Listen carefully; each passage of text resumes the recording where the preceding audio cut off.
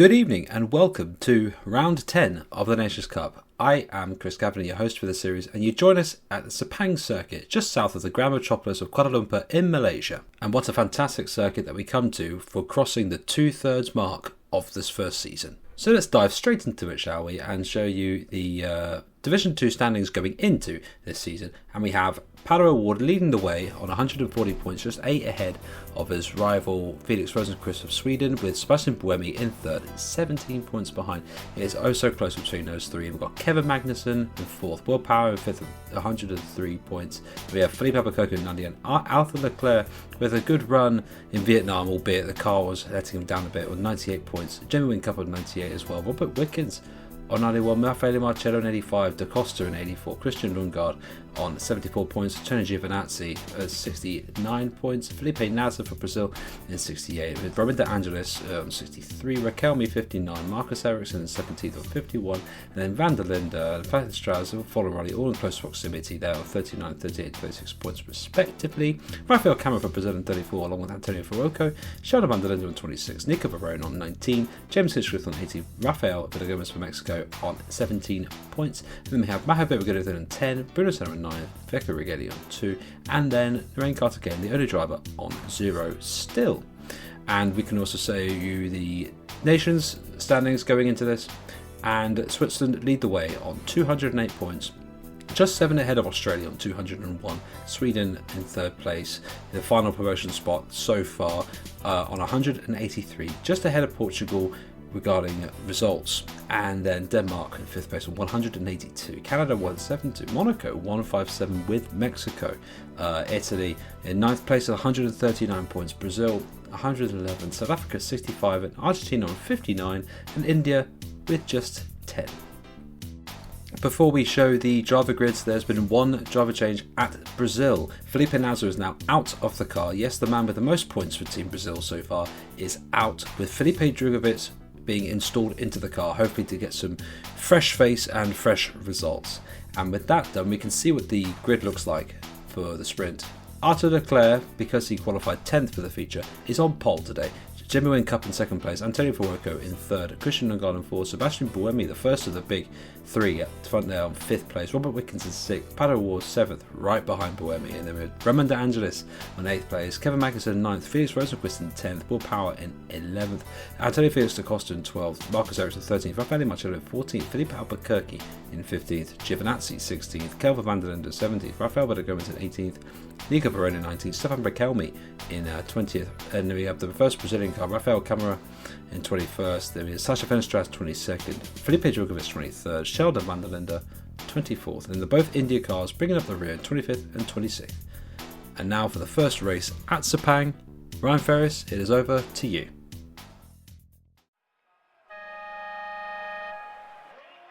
It's first race of the day, and it is Division 2 sprint race here at Sepang. It's Leclerc on pole from Jamie Wincup in 2nd as the lights coming on.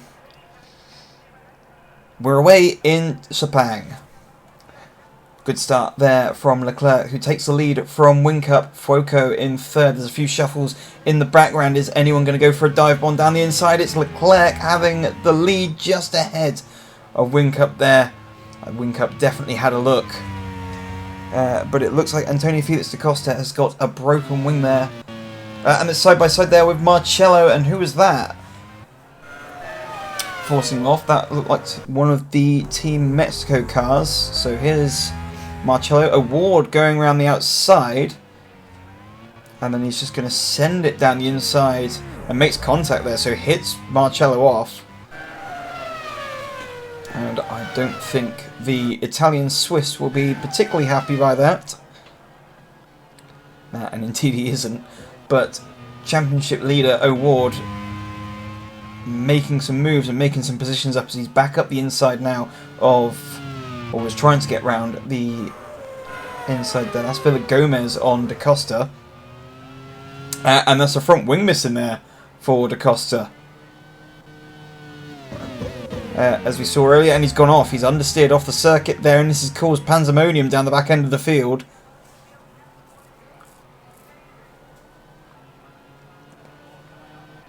So a time penalty there for Pato Award. So that is going to potentially scupper his chances of scoring points in this sprint race. He's currently sat in 8th position, and it's the top 10 who score points here in the sprint. Back at the front, it's Arthur Leclerc as he comes into the final corner, with Jamie Whincup behind and Fuoco in 3rd position. Buemi's just moving up ahead of Wickings into 5th. But De Angelis in 4th position.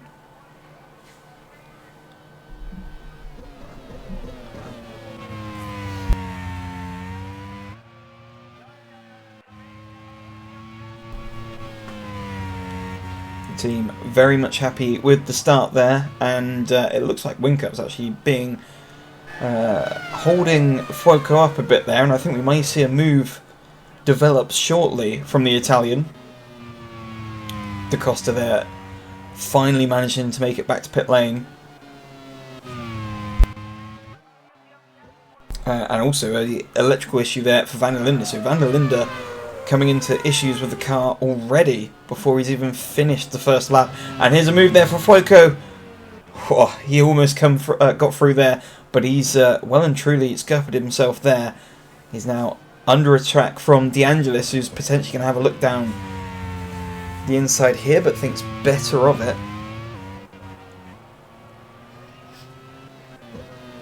De Angelis has Buemi for company, and Wickens not too far behind.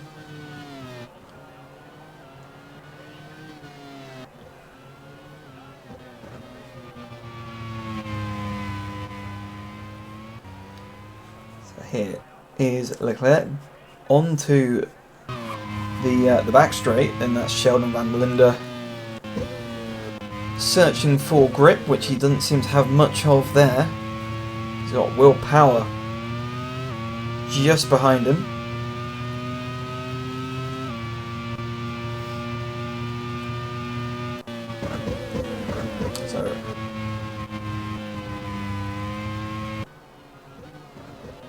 So Buemi side by side with De Angelis and goes through. Meanwhile, Lundgaard and Wickens are also side by side into turn 1, and Wickens just about hangs on.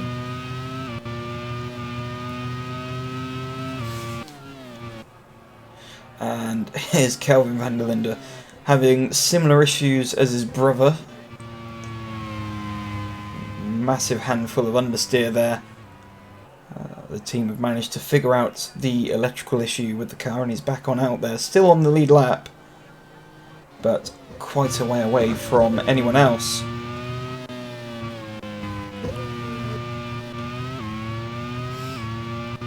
So on board now with Robert Wickens. He's got his teammate De Angelis just up ahead. O'Ward making his way through on Lundgaard as well, so Lundgaard going backwards. But O'Ward with that 10-second penalty hanging over his head, so he's going to have to motor and put a shift on in this 14-lap sprint race if he wants to try and score any form of points.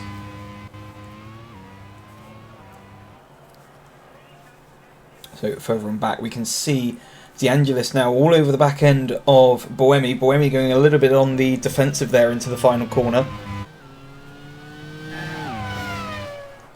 And so De Angelis is going to try and set a move up into turn 1. He's in the slipstream there of the Swiss driver. But unable to get through this time round. Instantly Fuoco still having to, well, eke a little bit into that advantage of Whincup. Obviously attempted a move on Whincup earlier. It's taken him a few laps to try and catch up onto the back of the Australian. But here's Sheldon van der Linde, who's got a bit of a train developing behind him. As we're seeing Kevin Magnussen with an engine issue, and there it is. And it's on fire. So Magnussen is going to want to pull over fairly quickly. And does so.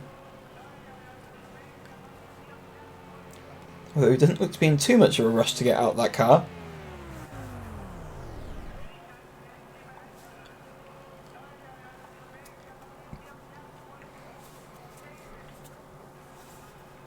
So, retirement for Magnussen. Magnussen, one of the drivers who, for a period of time, was in the running for this championship. It's still not over yet, but he's made his making the job a bit harder for himself there. And in the background, here we go. Whincup under pressure from Fuoco. Fuoco goes down the inside into the final corner. And Buemi also having a look there as well. But can Whincup come back at Fuoco now as they come down the start-finish straight? He looks to be gaining on the Italian. He pulls out again. He's going to go down the inside into turn 1. Brilliant stuff there from Whincup. Fuoco tries to fight back around the outside, but Whincup has the corner, and that's brilliant fight back there from the Australian. But all this has allowed Leclerc to scamper on off the road. It's going to be close to 3 seconds, I believe, as they come through this timing checkpoint. Actually, no, it's 2.3 seconds. Still a healthy margin, but with these two squabbling over second position, it's allowed Buemi and De Angelis to catch up onto them.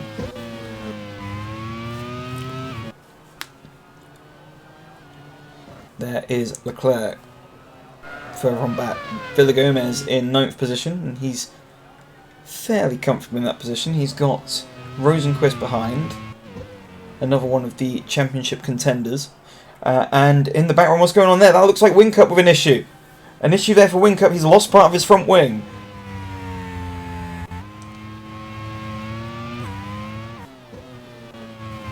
So Buemi's gone through into 3rd position. He's going to go about chasing after Fuoco, but here's Whincup after a brilliant fight back. He's saying I got something wrong with the car. You can see there's no front wing there, or only half a front wing.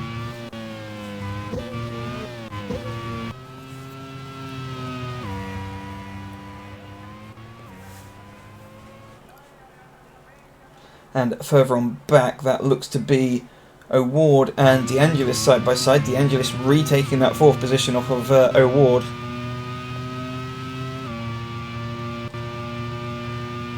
But it is Fuoco, and you can just about see Leclerc disappearing off in the distance as a result of whatever happened there. I'm assuming Whincup must have ran wide onto the curbs and broke the front wing.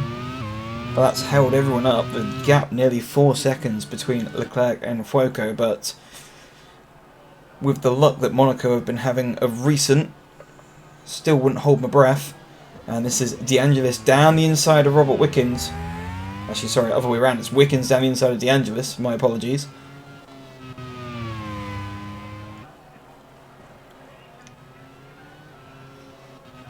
So O'Ward has managed to make his way up into 4th position. But as it stands, still on course to finish outside of the points. Here's Buemi catching up onto the back of Fuoco. Further on back, Marcello in 10th position. He's managed to find his way past Ericsson. He's now got one of the championship hopefuls of Rosenquist ahead. Here's Ragunathan in 20th position with Nico Varone behind. The two Indian drivers, well, not running up there, but running a little higher than they're used to. They're in 19th and 20th position.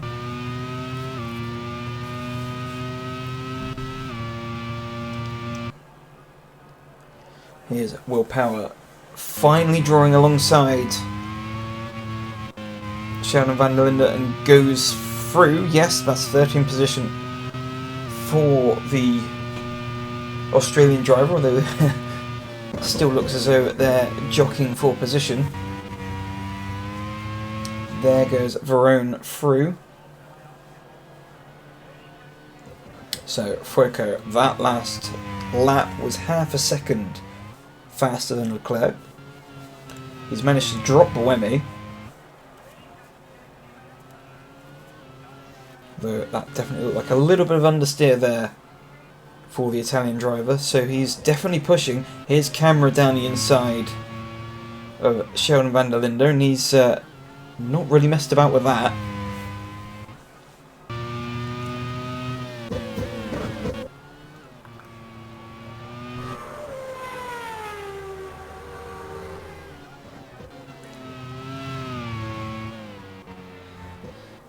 So further on back, this is Riquelme, who's not having the best of weekends so far. 16th position for the Monegasque driver, whilst his teammate currently leads this sprint race.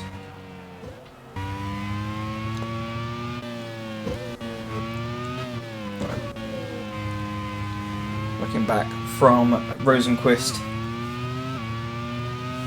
chased down by Marcello and Ericsson as they come down at this back straight.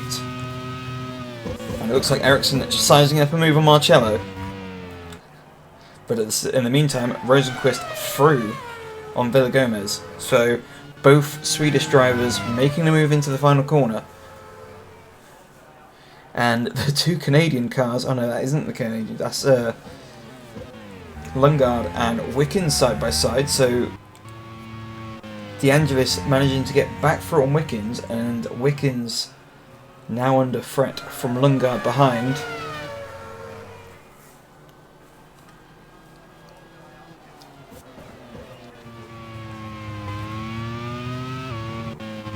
Meanwhile, that gap still coming down between Leclerc and Foyko, 2.4 seconds now, the advantage.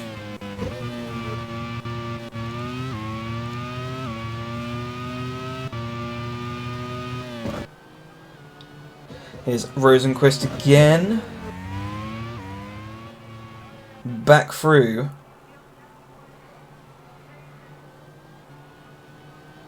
Or trying to find a way back through on Villagomez. So Villagomez must have got back through into turn 1 on Rosenqvist. And this has now allowed Marcello, who's managed to get back through on Ericsson.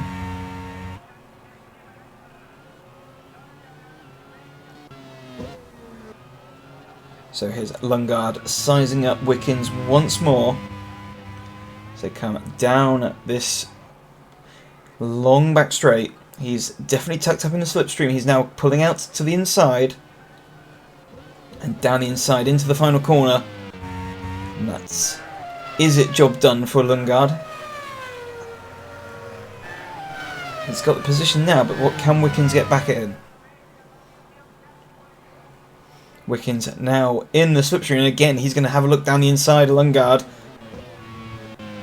And he's back through. Is he? Lundgaard tries to fight around the outside, but that's job done there for Wickens.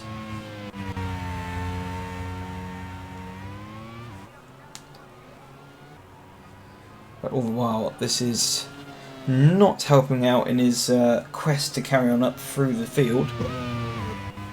He's now lost touch a little with teammate De Angelis. Here's Boemi in his pursuit of Foyko. The gap between Foyko and Leclerc now 1.9 seconds.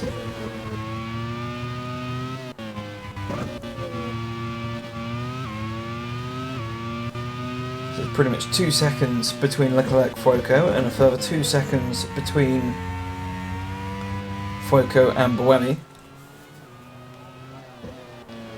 But it all looks as though it's starting to close up nicely, and there's a lock up there for Leclerc.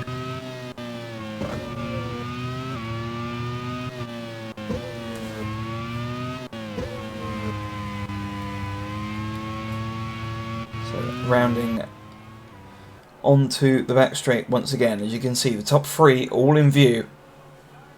Leclerc from Foyko and Boemi in 3rd, and that's De Angelis getting it all wrong there.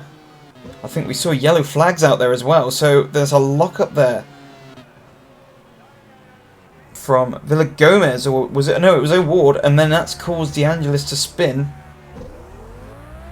He will not be happy with that, and that's forced him down to 7th position, promoted Wickens and Lundgaard up to 5th and 6th.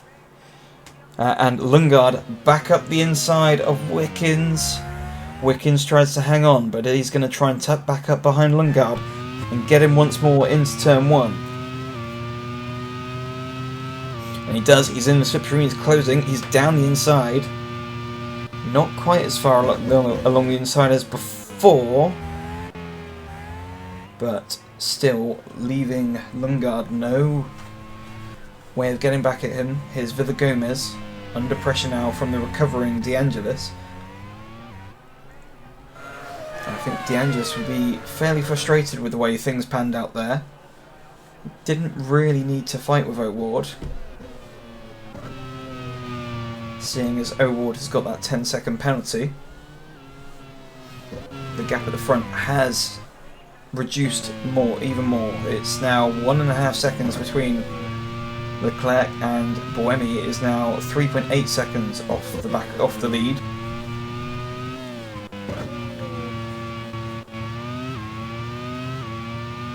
And with 5 laps to go,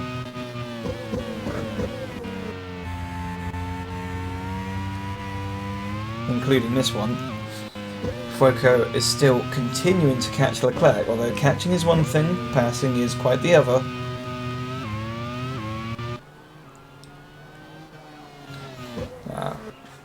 What can De Angelis do? There's another lock up there. In the meantime, which we missed out earlier, at some point Marcello's got through on Rosenquist, although I think Rosenquist is going to be going through on Marcello now. Not if Marcello can go through on De Angelis. So through goes the Swiss driver on De Angelis.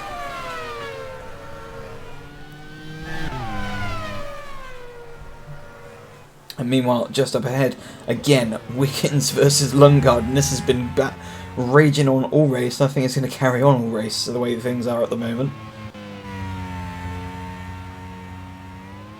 De Angelis, or Marcello, manages to stay ahead of De Angelis, but Ericsson pops up ahead of Rosenquist, so Rosenquist is definitely not going to be happy with that. He's now out of the points, and his teammate Ericsson isn't in this championship fight.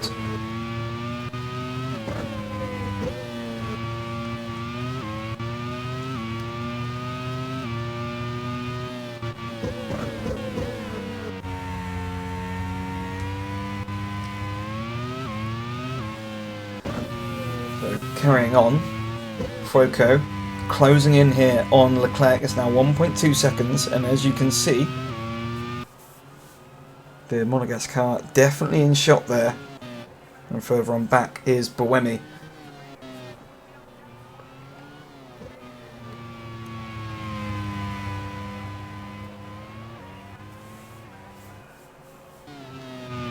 And there's Carthagena, carrying a little bit too much speed there. Almost off track, but just about manages to get the car gathered up and staying on the tarmac. Da Costa, who's recovering, has managed to catch up onto the back of Carthagena, past him, and I was now about to do the same thing on Gunifun. And that's Fenestraz, who didn't quite see what was going on there. It looked as though there was some sort of an issue there for Fenestraz, as we see Whincup trying to make a way back up through the field.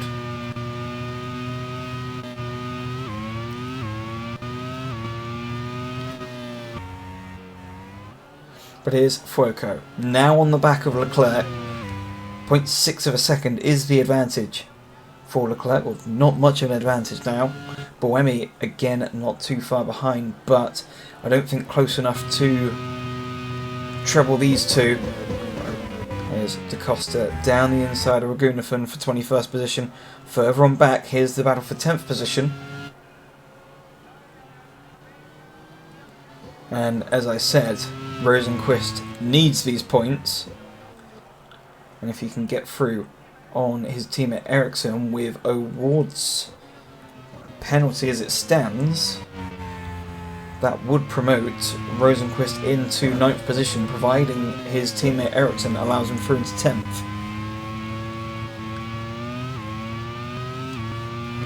But still, Leclerc with Fuoco, and he's going to go down the inside into the final corner. They're side by side, and Fuoco takes that position, but can Leclerc fight back? He's going to need a good drive, and he's going to be tucked up behind, but it looks like the legs on that car of Fuoco's managed to pull a couple of car lengths on the Monegasque driver. So 12 laps completed of the 14, and it looks as though Leclerc has got nothing to answer for with Fuoco. And barring any mistakes from the Italian driver, looks as though he has got this sprint race wrapped up. Now, how far away is Buemi? Buemi's not too far away from Leclerc, so any mistakes from Leclerc, and he may find the Swiss driver on his tail. Although it may be a case of running out of laps for Buemi. 2 laps remain, including this one.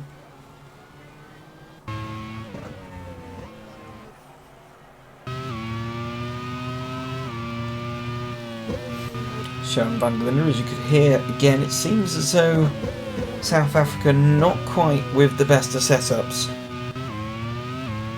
In terms of grip, we've heard both drivers struggling for traction and grip through some of the corners.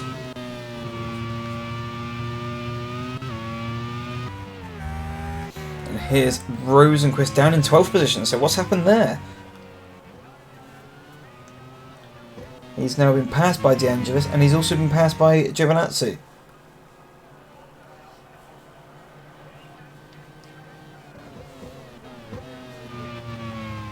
Actually, no. I'll correct myself there. Ericsson's gone through on De Angelis, and Giovinazzi's gone through on Rosenqvist. So, even with the award penalty, it's not looking good for Rosenqvist. He's not going to be scoring points here. Here's Marcello down the inside of Villagomez for 7th position, and here's Rosenqvist down the inside of Giovinazzi. These are important moves for the Swedish driver. Villagomez coming back now at Marcello. This is the final lap of the race. And side by side, the Mexican retakes that position.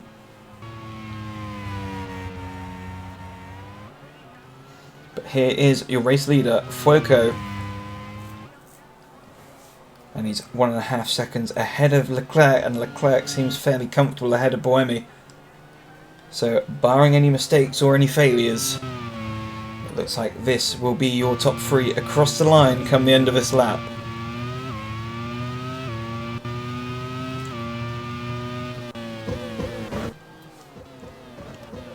But Buemi still with the bit between his teeth to catch Leclerc. All he really needs is a lock-up from Leclerc and be right on him. In the meantime, Rosenqvist has dispatched Giovinazzi, and I can't see any way of him coming through on the Swedish driver, but he has got De Angelis in front of him. Can he make a last-minute move down the inside of the final corner? We're soon going to find out, as the guys ahead are very much glued to each other. That is Villagomez, Marcello and Ericsson. So round the final corner, Antonio Fuoco comes across the line to win the sprint race for Division 2, with Leclerc behind, and a close 3rd position there for Sebastian Buemi. So Wickens comes across the line in 5th, as Marcello's managed to go through on Villagomez in the final corner. Has Rosenqvist managed to find a way from De Angelis? He has. So 10th position for Rosenqvist. And I think we'll have to confirm there, as it is very much close. I think it's very close, but I think O'Ward has just managed to do enough to finish ahead of Rosenqvist on time. Just waiting for the final drivers to come across the line. Here's the 2 Indian cars of Raghunathan and Karthikeyan down in 22nd and 23rd. Here's Sepang van der Linde, who's had a bit of a race to forget with the issue on the first lap. And Sasha Fenestras, who didn't quite see what happened to him, but had also had an issue himself. We're just waiting on him to come round to finish the race, and there it is. So, confirmation there. Antonio Fuoco finishes 1st here in the Sepang sprint race for Division 2, after Leclerc in 2nd, with Sebastian Buemi in 3rd. Robert Wickens is promoted up into 4th position, with Lundgaard in 5th, and Marcello finishing in 6th. Villagomez 7th, and O'Ward managing to come in 8th position with that 10-second penalty. Ericsson in 9th, with Felix Rosenqvist finishing 10th, and the final points paying position. De Angelis was 11th, with Giovinazzi 12th, and Will Power finishing 13th. Stefan Rakelmi came across the line in 14th position, with Rafael Camara in 15th, Felipe Albuquerque in 16th, Sheldon Rundle in the 17th, Felipe Drugovich was 18th, with Jamie Whincup coming back into 19th position. Nico Varone finished 20th ahead of Antonio Felix da Costa in 21st, and then you had the two Indian cars of Raghunathan and Karthikeyan in 22nd and 23rd, Van der Linde in 24th and Fenestraz in 25th, and Magnussen being the only retirement of the race, finishing last. Now, after the drama of that race, it's back over to Chris. Antonio Fuoco had 2 second places in sprint races prior to this event, and now he's got a win. Well done to him. What a fast car they have this weekend. And it was a very good job for Sebastian Buemi to get the crucial points that he needed for the title. But it seems like Arthur Leclerc getting second place, is he trying to introduce himself to be in this title fight as well? Well, we'll see when the feature race comes around. He'll be starting at 10th though, but we'll see how that goes. But until then, we can now show you Division 1. And let's look at the driver standings going into this. René Rast leads the way on 126. Philip Hansen, after a great result in Vietnam, has now shot himself back into contention, just 9 behind. Shane van Gisbergen in 113 points in 3rd place. He's still in the hunt, as is Naoki Yamamoto, just been putting in solid results after solid result after solid result. Alex Palou, after quite a dismal weekend by Spain standards in Vietnam, hoping for a resurgence. And then Sandy Sturvik on 101, with Simon Pagenaud on 101 as well. Scott Dixon, reliability woes are striking him very hard, but let's see what he can do this weekend. Nick De Vries on 93, Joseph Newgarden on 84, Kamui Kobayashi actually 79, Paul de Resta 78, Stoffel Bandor has been doing some good results as well at 63 points. Carl Larson on 57, Alex Dunn on 57, Sebastian Bourdais on 54, Daniel Juncker on 54 points, Robin Franz 49, Andre Lotter at 45, Dries Van Til 45 as well, Alfred Evans for Wales on 43 points, Jack Gaitkin on 42, Max Hart with 32 points for Ireland, James Collado compared to his teammate not quite getting the same amount of points on 25, Natalie Niwa-Televargo on 21 points, Ella Lloyd on 12 points there, then Mick Schumacher with Germany on 11 points, Tedasuke Makino on 5, Larry Tenvoorde on 3, Mark Goosens with 1 point, Ugo Chukwu on 0, along with Alex and Vanina X. We can show you now what the nations look like for Division 1. New Zealand is in front with 208 points, 13 clear of Japan on 195. Germany 13 points clear of Japan, behind Japan, on 182. Spain 163. It's a bit more drawn out here. And then we have France on 155 in 5th place. Netherlands, first time reaching the top 6 with BOP on 145. England on 142 points. USA on 141. Thailand on 122 points, just 2 ahead of Scotland, who are both sitting just above that relegation line. Belgium on 109 points there in 11th, Ireland on 89, and Wales with 55. Much like in Division 2, there's only been one driver change for Division 1, and that's at Team Germany. Topher Smith has chosen to take Andre Lotterer out of the car and put in Nick Heidfeld. And now we can show you the sprint grid, and due to qualifying in 10th, Ella Lloyd for Wales is starting on pole, with Daniel Juncker for Spain alongside her. Then Sandy Stubik in 3rd, Nick Heidfeld in 4th. A good start for him there. Hopefully he can get something out of that. Scott Dixon in 5th place.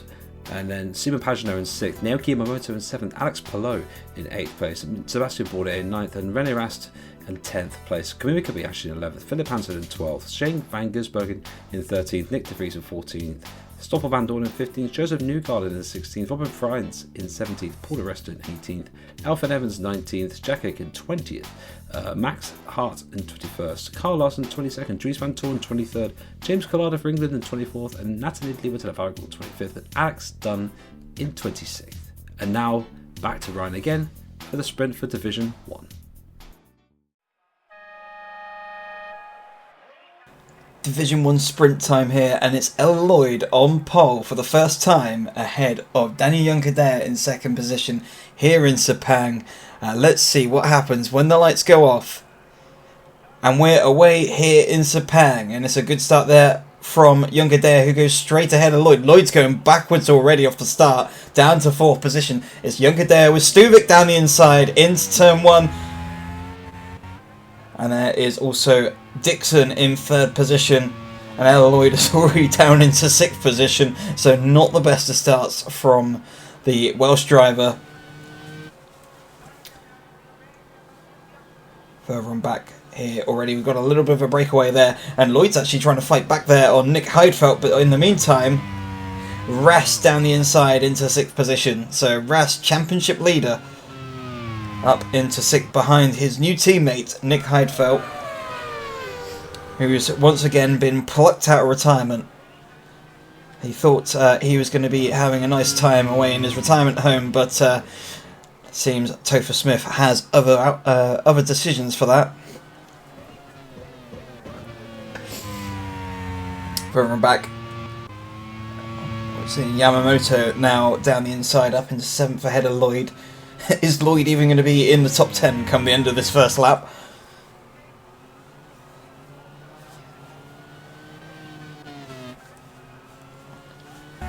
Stuvik now, and that's Jack Aitken.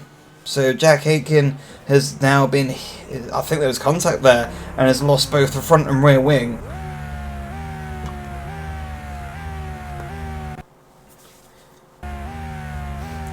That's a long way. Yeah, he believes that was Robin Friends who made contact with the Scottish driver.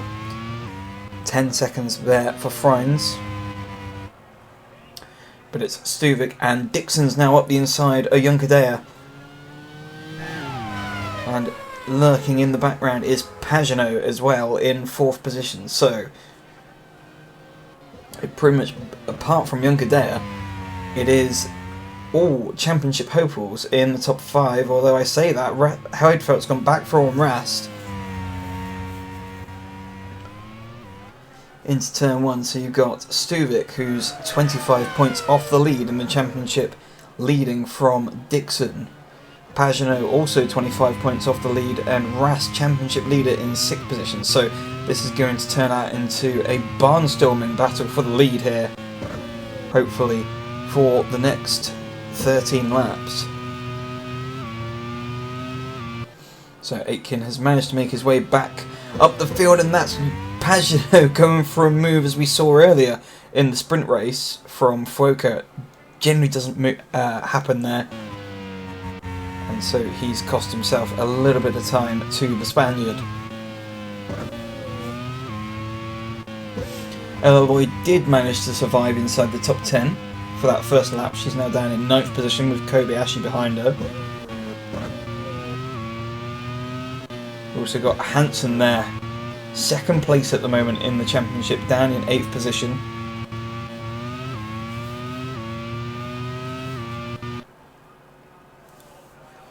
Here is Junkadea now coming under more pressure from Pagenaud. Pagenaud's managed to make some of that gap back. And here's Sebastian Bourdais down the inside of Nick de Vries, takes 11th position. Scott Dixon now sets the fastest lap there in 2nd position in his pursuit for Sandy Stuvik. Half a second it is between those two. Looks to be some moves going on there in the background that look to be Hansen going through there into 7th position. Kobayashi now on the back of Lloyd, and Lloyd still hanging on to the back there of Yamamoto for 8th position, but is Kobayashi almost having a look down the inside there. Thought better of it.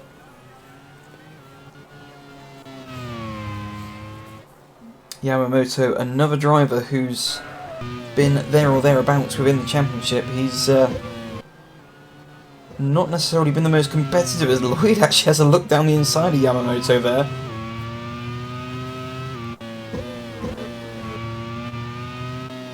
Yeah, as I was about to say, Yamamoto, no wins that I can think of off the top of my head for the Japanese driver, but he's pretty much been there or thereabouts all season, and that's what's allowed him to be in contention, or stay in contention, for this championship. Here's Dixon now all over the back of Stuvik. He's now tucked up in the slipstream. He's definitely going to have a look for sure. There he is. Tucks out of the slipstream down the inside into turn 1. In the meantime, there's Pagenaud going through on Heidfeld. Yes, it is. 4th position. There, so Heidfeld must have made a way through on Pagenaud, and Pagenaud's managed to repay the favour. But Heidfeld's coming back there, as Stuvic's also trying to come back through on Dixon.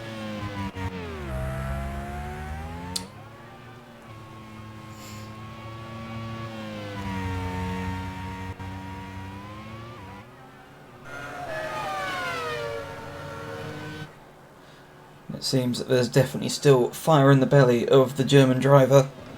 A few jokes being made that he had to make his way to the car with his Zimmer frame. He's definitely getting a bit long in the tooth compared to other drivers in this championship, but still soldiering on as Stuvik hasn't given up on Dixon. He's still all over the back of Dixon. Bourdais swarming all over the back end of the Prix.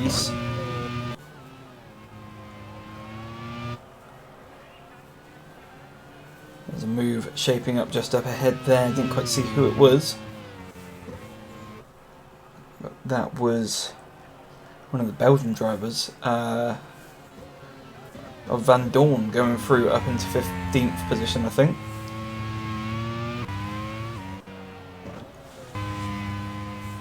So here's Young-Adair, but further up ahead, Stuvik in the slipstream of Dixon. Is he close enough to make a move? I don't think he's close enough for a move into the final corner.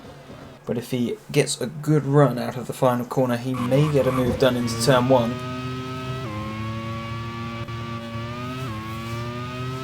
Kobayashi has managed to get through on Lloyd for 9th position. So, but also Young-Adair with the fastest lap of the race. So don't count him out. Yamamoto down the inside of Hansen. A little lock up there for Stuvik, and that's allowing Dixon to pull a few car lengths there.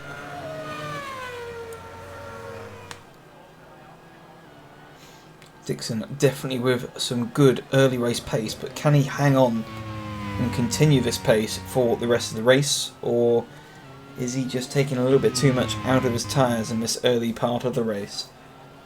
10 laps remain of this 14 lap sprint race.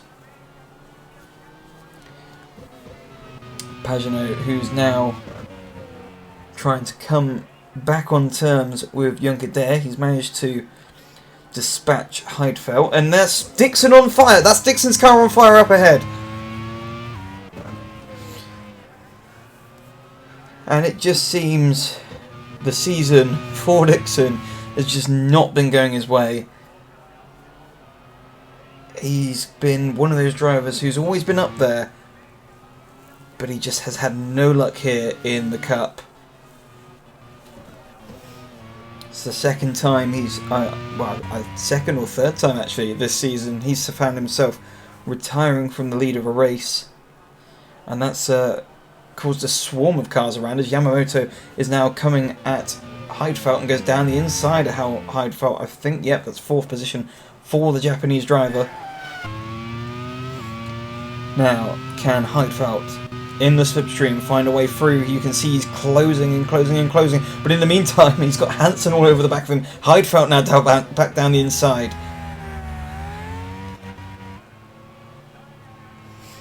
This is brilliant racing here in Sepang.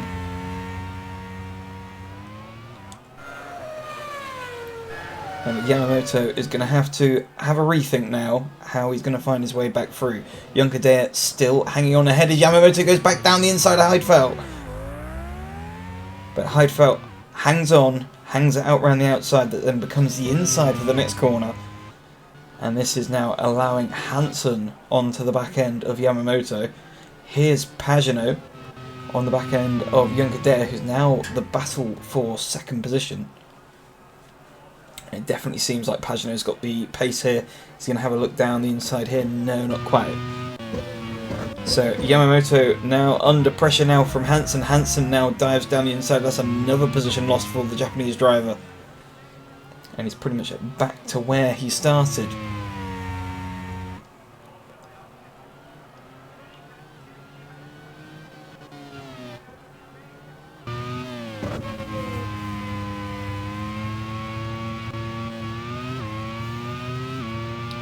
Further on back, down the start-finish straight now, we see Pagenaud closing on Young-Adair. He's going to go down the inside of the Spanish driver into the final corner. Now, how good of a drive can Pagenaud get out of this final corner? And Van Dorn is complaining that his engine's now gone, as we see Junkerdijk pulling out the slipstream once again. They go side by side down into turn 1.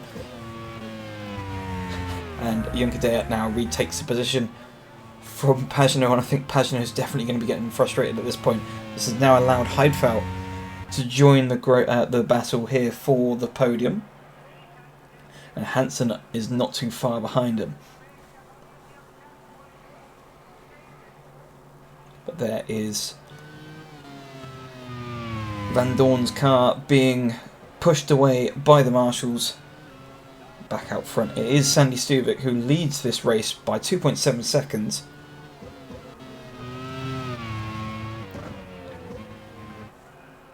Stuvik, who is in the battle for the championship, but interestingly, Team Thailand is also in the battle, the relegation battle. There's quite a few teams there, as we see Hansen down the inside of Heidfeld. Hansen seems to be enjoying that move down the inside of that tight, somewhat close to a chicane, really.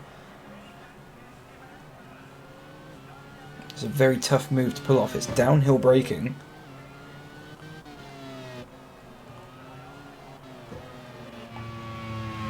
But Hansen, who's having a bit of a resurgence, obviously led the championship in early doors, but then had a bit of a mid-season slump, has now managed to rekindle some of his form from the early part of the season. And Team England really needed that, because there was a phase where they were also in the battle for relegation.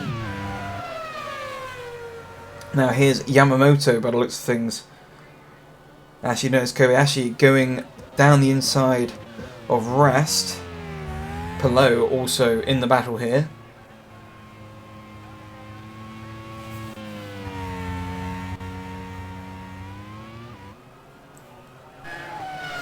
Stuvik is continuing to extend his advantage. It's now 3.1 seconds, sorry, to Danny Junkerdijk, who has still got Pagenaud for company.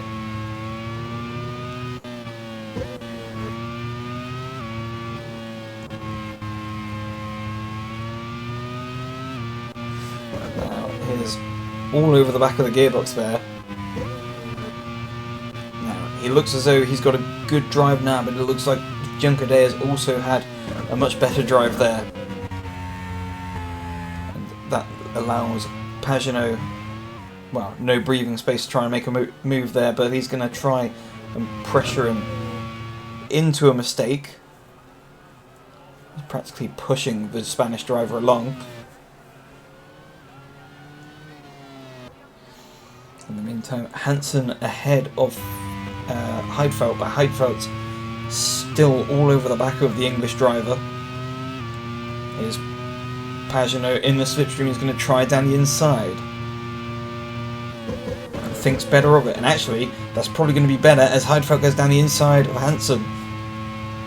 So what this allows for Pagenaud to do, hopefully, if he gets the drive down into turn 1, he's going to go for a move down the inside, and he's pulling out of the slipstream. He goes go down the inside.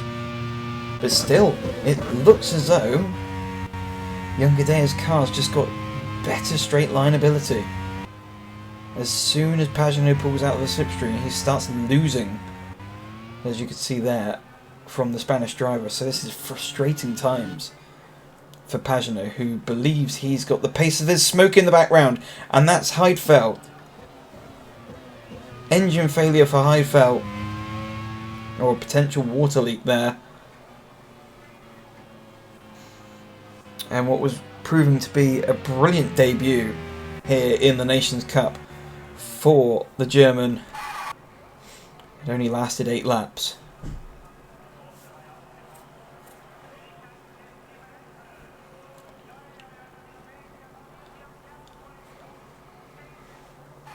So confirmation that it was an engine failure.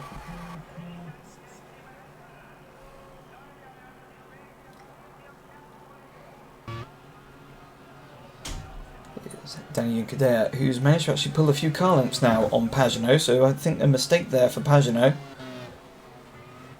That has also released Hansen now. He hasn't got Heidfeld harassing him, but he's going to have Yamamoto following fairly closely. Here's Jack Aitken at the back of the field with a new front wing and rear wing. Struggling for grip.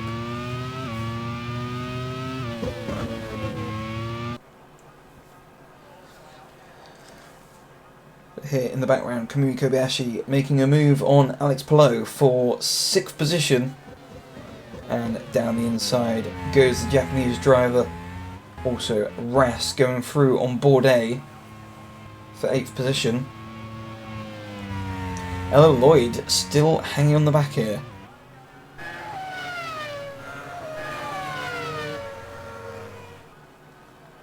And fairly comfortable at the moment there. As a result of Heidfeld's retirement, she's now back into the points, scoring 1 point there for Team Wales, who need to really find a turn of pace, because as it stands they're pretty much guaranteed relegation.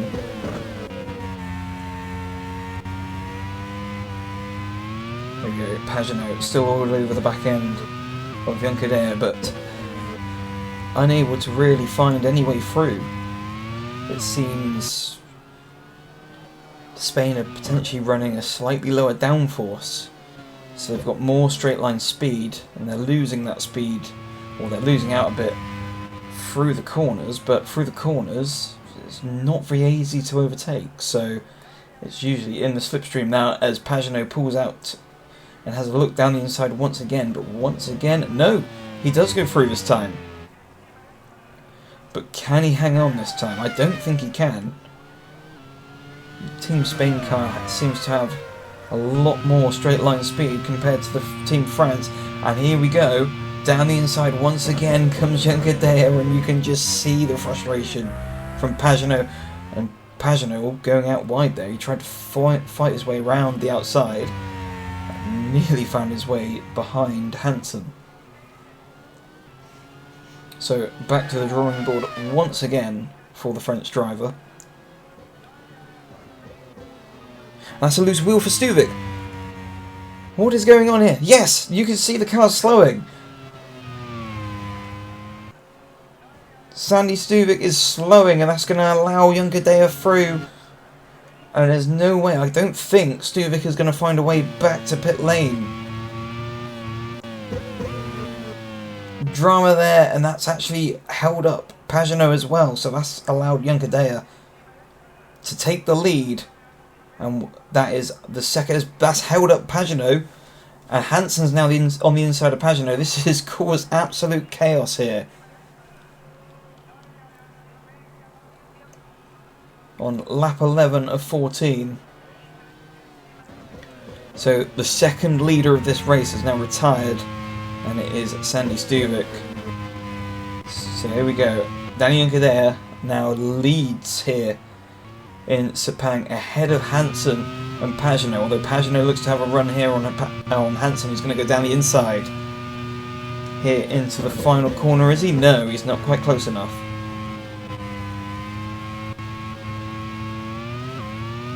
But still, as you can just see, the way that both Team Spain and Team England are set up compared to France, he just was able to pull a couple car lengths there on Pagenaud, and Pagenaud just had nothing to respond with.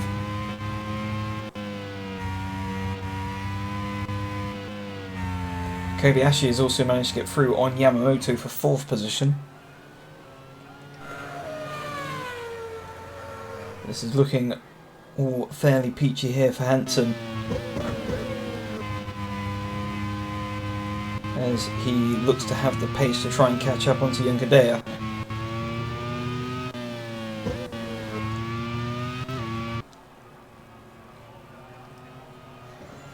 Further back here is Palou in 7th position.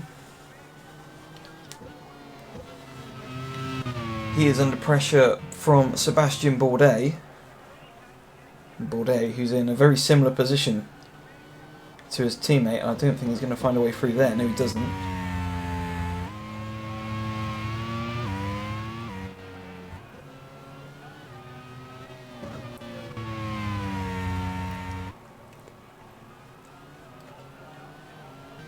So, here's Rennie Rast, championship leader, on the back of Yamamoto.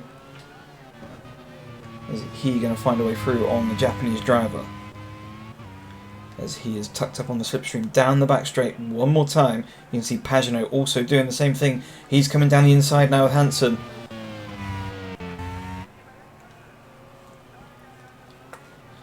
But are we going to see the same thing once again? As Hansen's definitely close enough to catch up again. He pulls out onto the inside. He's going to retake that second position from Pagenaud, and indeed he does do so.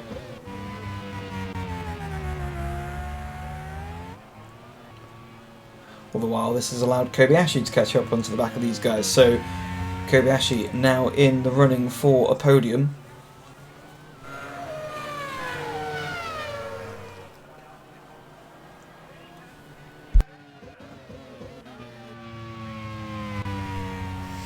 And all this squabbling has allowed... Well, Younger Day is only really a second ahead of Hansen, so still potential with 2 laps remaining, or a lap and a half remaining, for Hansen to potentially catch, although Pagenaud is still harassing the English driver for that second position. He's been trying all race.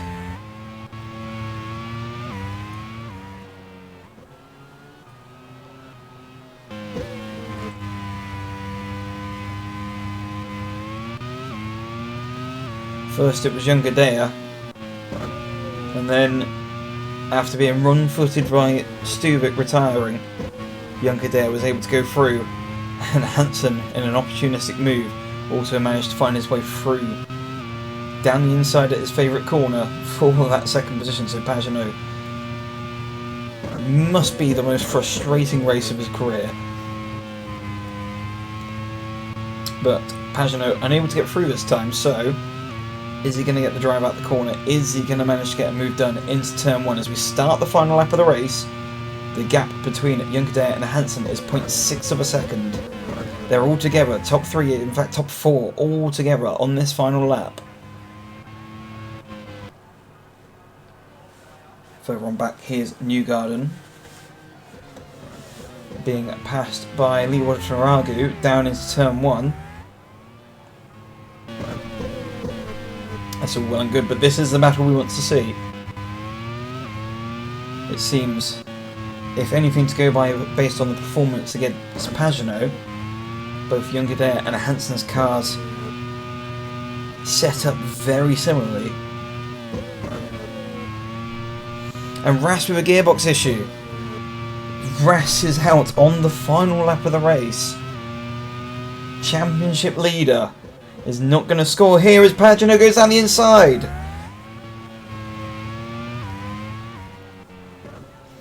And Pagenaud tries down the inside of Hansen. Now, has that cost Hansen any chance of a fight for victory against Younger Daya? Has that allowed Younger Daya off the hook? We'll soon find out. With a couple corners left to go, they're going to come round onto this final back straight.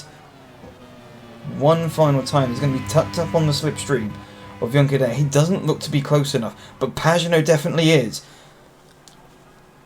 Pagenaud in the slipstream. You see Younger Daya trying to move a little bit to try and break the toe to Hansen. Pagenaud unable to get through on Hansen. And it's going to be a run to the line, and it is Danny Younger Daya who comes across the line to finish first ahead of Hansen and Pagenaud. And Hansen's engine goes as they cross the line. Absolute drama here in Division 1.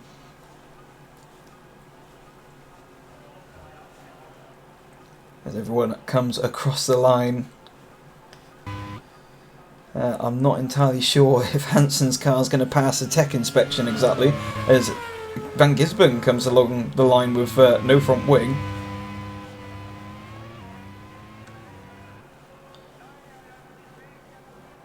It is, as we look at Jack Aitken, the last car to come across the line, still waiting on him to come through the final corner. And that was a very attritional race for a sprint race as well. So across the line Confirmation there of Daniel Juncker, who won in dramatic form ahead of Philip Hansen and Simon Pagenaud in third. Kamui Kobayashi finished fourth ahead of Nako Yamamoto in fifth. Alex Plo in sixth. Ella Lloyd manages to finish seventh ahead of Nick de Vries in eighth. James Collado managed to get up to ninth with Kyle Larson in 10th. Sebastian Bourdais finished 11th with Paul de Resta in 12th and Joseph Newgarden in 13th. Moving further on down the field, it was Liwa Sharagu in 14th ahead of Alex Dunn in 15th, Elvin Evans in 16th, Dreesan Thor in 17th, Max Hart in 18th, and Shane Van Gisberg in 19th. Robin Freins came across the line in 20th, and Jack Aitken, the last to finish. Rennie Rast was classified, but did have a gearbox failure in that final lap, with Sandy Stuvik retiring from the lead in 23rd, Heidfeld retiring, Van Dorn retiring again, Scott Dixon out with an oil leak from the lead of the race. I mean, that's probably got to be one of the most dramatic finishes we've had so far this season, and I wonder what the future races have got in store, but it's back to Chris.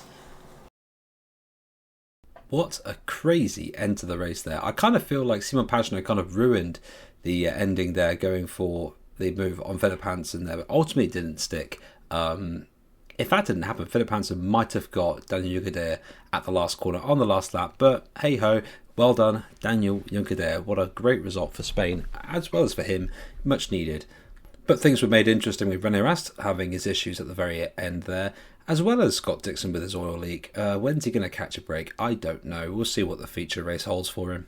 But before that race can eventually be shown, Division 2 has to be shown first, the feature race there, and we can now show you the grid for that. Felix Rosenqvist is on pole, trying to make his charge on Pato Award in first place. Kevin Magnussen is second, Roman De Angelis for Canada in third, Pato Award, the championship leader, in fourth place, Robert Wickens in fifth behind his compatriot, Sebastian Buemi in sixth, Christian Lundgaard in 7th, Antonio Fuoco 8th, Jamie Whincup in 9th, and Arthur Leclerc in 10th. Will Power for Australia in 11th, Antonio Felix Acosta in 12th, Marcus Ericsson in 13th place, Raffaele Marcello in 14th, Felipe Albuquerque in 15th, Antonio Giovinazzi for Italy in 16th, Kelvin van der Linde in 17th place, Rafael Villagomez for Mexico in 18th, Nico Veroni in 19th, Stefan Riquelme in 20th, Rafael Camara is 21st, Sasha Fenestras 22nd, Felipe Drugovich 23rd, Sheldon van der Linden 24th, and then the two India cars, Raghunathan and Carter Ken in 25th and 26th.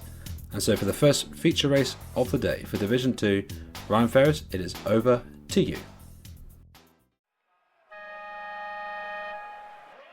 Division 2 feature race time now, and it's Felix Rosenqvist on pole from Kevin Magnussen. As we wait for the lights to come on, Rosenqvist second in the championship. Can he capitalise and close the advantage to Pato Award? We'll see with the lights go out, and it's go. Rosenqvist gets good getaway, but so does Award, who's already up into second position with Buemi up into third as they come down to the first corner for the first time. It's Rosenqvist that leads. Leclerc goes up into third position ahead of Buemi. And a few more shufflings down the back end of the field. Marcello with a rocket start up into fifth position. And De Angelis Magnussen shuffled all the way down to fifth as up the inside comes Buemi on Leclerc. So he's managed to go back up into third position.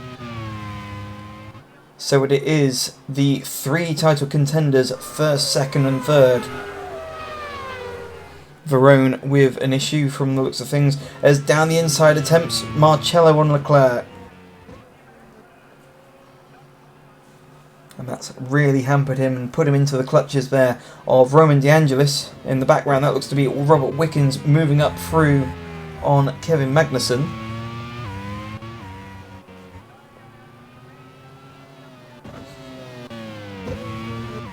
Magnussen, who had the retirement in the sprint race and is hoping to have a bit more luck this time out. But not the best of starts after starting second, and he's down to 8th already on this opening lap. So Rosenqvist there with a fairly commanding advantage over Award. And then you have Buemi and Leclerc. Marcello not too far behind, or has dropped a little bit off the back of Leclerc actually as a result of that failed attempt of a move midway around the lap, and it looks like De Angelis is going to move up through into 5th position. Meanwhile, also Wickens trying to get through on Magnussen and does so.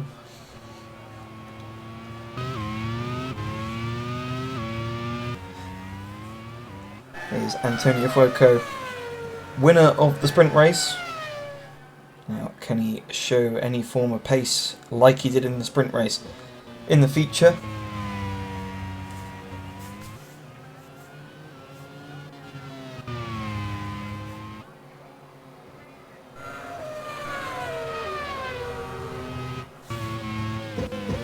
So here's Buemi, and third one back. It looks as though Buemi must have tried making a pass on O'Ward and failed, much like his teammate, and that's allowed him to go back into the clutches of Leclerc.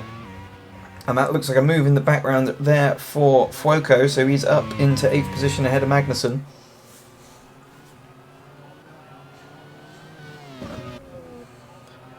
Lock up there for Buemi, and this is really allowing Leclerc and De Angelis to close. Been a sloppy lap so far from the Swiss driver. And down the inside comes Leclerc, although Buemi tries to fight, and they're side by side around the outside as we cut the Rosenquist in the lead. That's not what we want to be seeing right this second. So Buemi hangs on, and that's actually closed the field up a bit as Marcello goes to have a look down the inside of De Angelis and retake that 5th position. Leclerc unable to get back through on Buemi.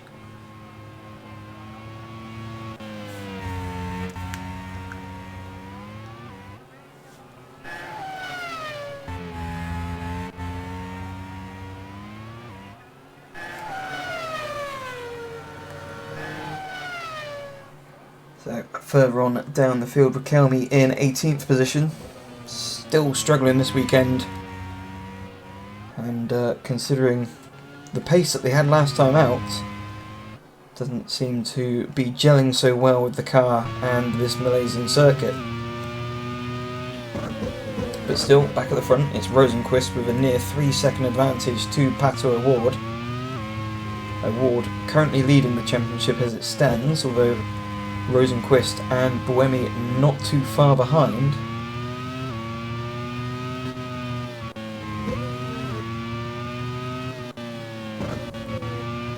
In what is shaping up to be a sensational final part of the season with a handful of races left to go. And Rosenquist has an electrical issue. Just seeing a team radio there, an electrical issue for Rosenquist at the end of the 3rd lap, so he's going to have to pit. And indeed he does, so into the pits goes Rosenquist. That promotes O'Ward into the lead, Buemi into 2nd, and Leclerc up into 3rd. Now, how's this going to shape up for the strategy for Rosenquist? Are they going to have to go for a 2-stop strategy? And this is a side-by-side battle between, I think that's Felipe Nasr there. Actually, no, it's Camera and Raghunathan. So what's happened to Camera there? So, because he's not usually used to having to fight with the 2 Indian cars. Well, no one's particularly used to fighting with the Indian cars because they're towards the back of the field, but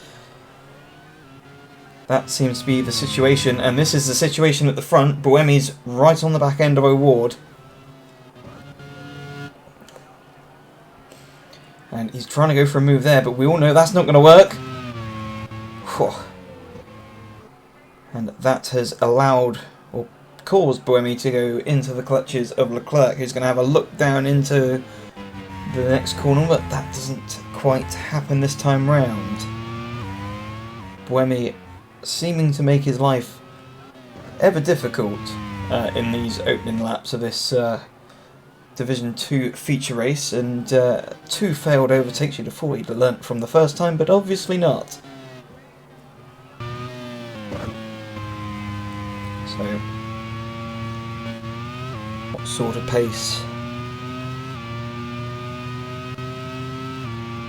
does Leclerc have in comparison to Buemi? Obviously Leclerc already had a move here into the final corner. He's not close enough to do it this time. Puff of smoke from the Monegasque car behind, and someone else is dropping through the field, are they? No, I think it's just a shuffling of positions. So Magnussen back up into 7th position. Wickens has dropped down to 8th. And they're actually side by side here. And it looks like Wickens are going to retake the position. No. Magnussen closes the door and holds on to 7th position. Lock up there for Marcello in his pursuit for Leclerc.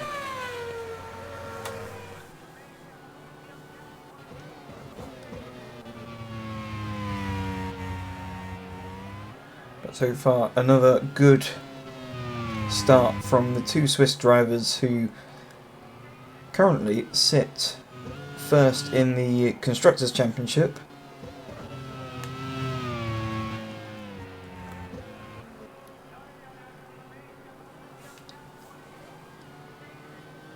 Now, all pretty evenly spaced out at the moment, but I feel Buemi's not done yet. He's going to try and close back up to O'Ward. It's believed that O'Ward is running a heavier fuel load, potentially. Further back down the field in 18th position is Ericsson. Obviously, Ericsson was having a reasonably good sprint race, and it seems as though that performance hasn't translated over into the feature race so far. He's currently in a battle for 16th position with Sheldon van der Linde, Riquelme himself in Albuquerque, and that's a bit of side-by-side action there with the two Australian cars. That's Whincup and Power in the battle for 12th position, and Giovinazzi is going to go through, and whilst Giovinazzi is going through, Whincup goes through on Da Costa. Now here's Riquelme trying to go through on van der Linde. But nothing happening there. Back at the front, it's very close again. It's just under 2 tenths between O'Ward and Buemi, which probably means Buemi is going to try and go for a silly overtake that's not going to work one more time, but we should see.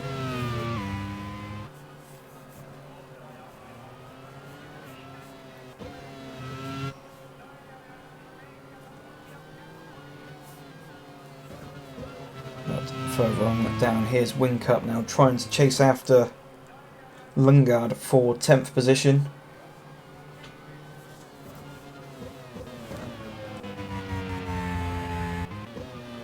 Here's Buemi, and by the fact that he's not on the back of the gearbox of O'Ward again, suggests that he did try to do the same move once again and it did not work again. So it's frustration for the Swiss driver, who definitely has the pace, and I feel the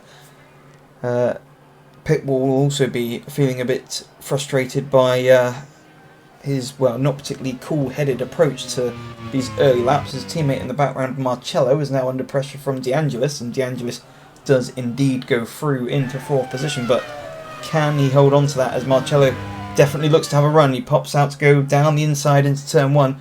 Also, at the same time, Fuoco is all over the back of them as well. So is Fuoco going to try and make a move?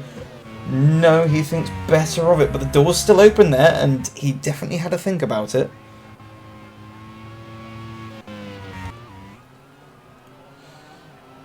So, at the front, 0.8 of a second between O'Ward and Buemi. Buemi needs to have a bit of a rethink now, as his approach of attacking O'Ward, where he's going to make the move work.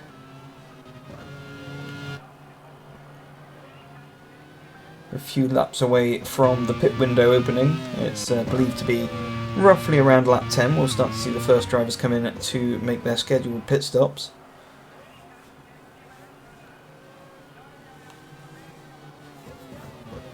And that's a move there, almost.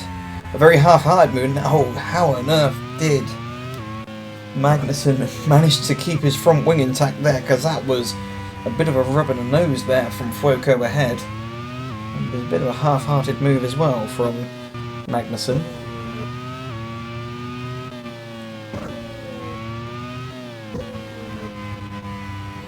the background there, Robert Wickens, and Wickens obviously struggling a bit in the background. It looked as though, oh, Buemi's dropped behind Leclerc. What's happened there? And it's an electrical problem for Buemi as well.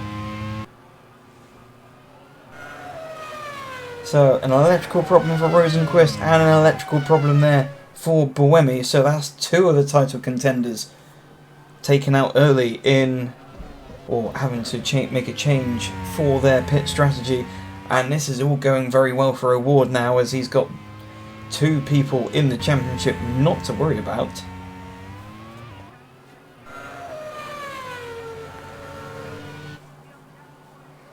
And he's got some pretty good breathing room as well between himself and Leclerc. 2.2 seconds now, the advantage of O'Ward.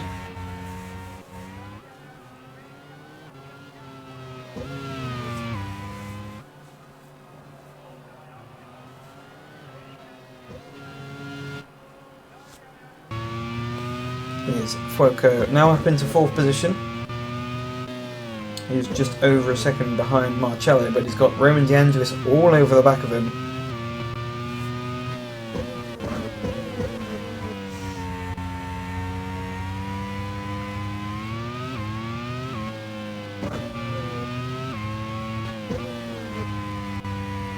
And confirmation there of what we've all kind of seen, that the Team Italia car is definitely quick in a straight line.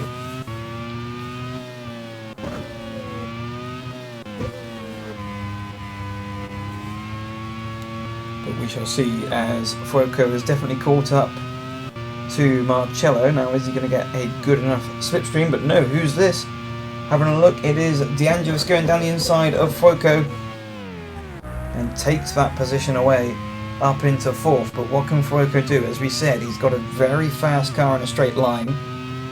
He's in the slipstream. We're riding on board at the moment with Magnussen, and here comes Fuoco back down the inside of De Angelis. So 4th position back again. Magnussen under pressure now from Wickens, and Wickens has gone through on Magnussen.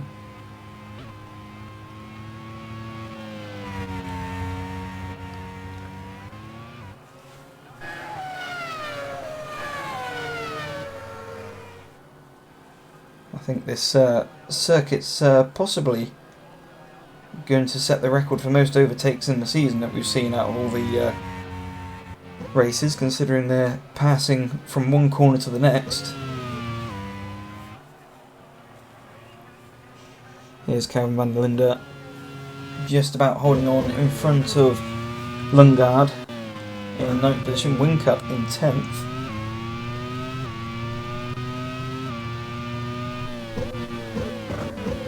The gap has come down slightly between O'Ward and Leclerc, but nothing too much.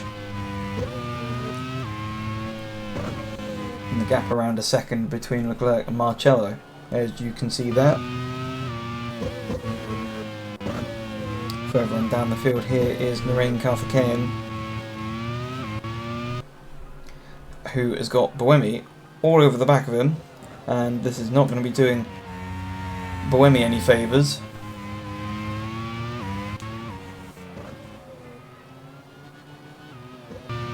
But here's Lundgaard having a look down the inside now of van der Linde, but doesn't manage to find a way through into the final corner. But he's going to have another attempt at getting a good run out of the final corner. He's going to go down the start, finish straight. And actually that Team South Africa car manages to get away from the corner quite well and pulls a car length or two there. I think there was a slight change of position there, and that was very close there between the two Australian cars. O'Ward slowly being caught by the chasing pack of Leclerc and Marcello. Fuoco not too far behind as well.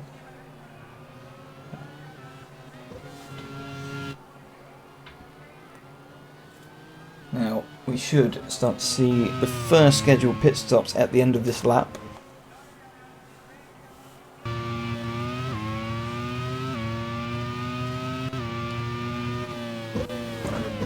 On board with Leclerc, he's got Marcello a second behind, and 2.1 seconds up ahead is O'Ward. Now this is, I think this is camera, or one of the...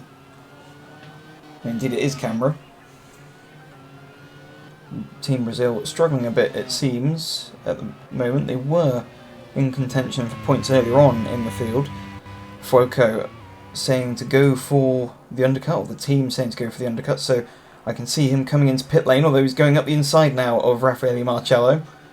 So this is going to make things interesting, and almost forces off Marcello there. So what's happened to Marcello?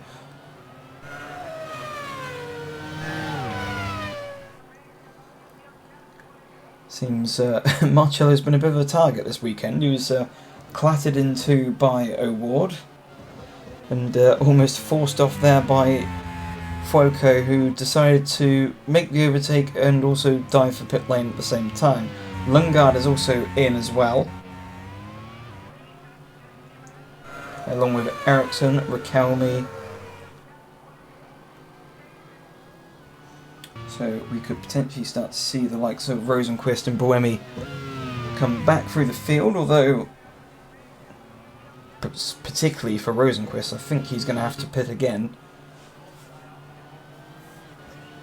And it's going to be a tall order for Buemi to nurse those tyres to the finish as well. He's got a long way to go.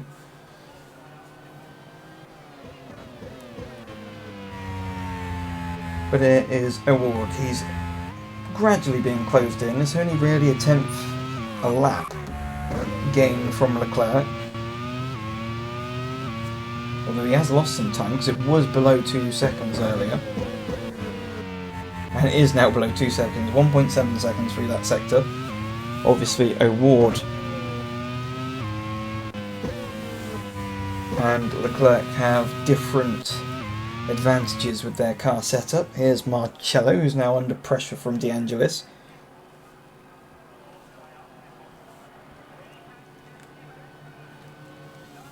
And down the inside comes Magnussen on Wickens, so that's 5th position for Magnussen. Any more people opting for pit lane, we'll just see soon. Just out of shot. So here's Marcello now under pressure from De Angelis, and De Angelis goes up the inside into turn 1. Marcello closes the door.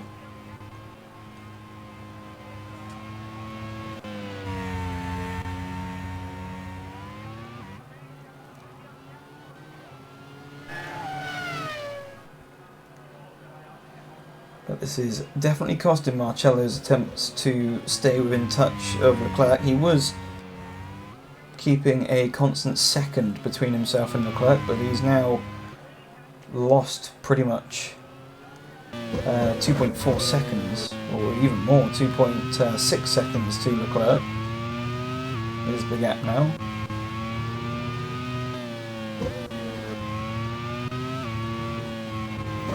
But Leclerc still keeping O'Ward honest.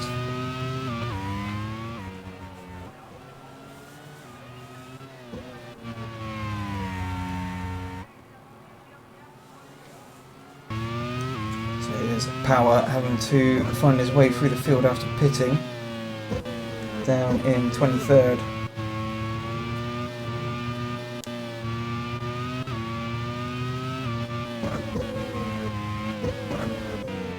Struggling to find a way through, so back at the front, here's O'Ward. De Angelis again trying to find a way through on Marcello, and does so by the looks of things, or is Marcello going for pit lane? Yeah, Marcello goes for pit lane. Further back, here is Rosenqvist.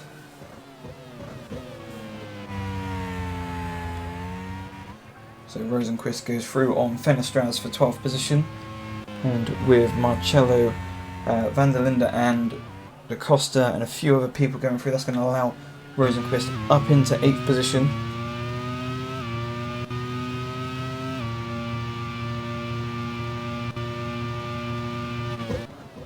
And here is a big gaggle of cars, all stuck behind Narain Karthikeyan, it seems. So those who pitted early, it's not worked out particularly well, with the Indian cars deciding to go a little bit further into this stint.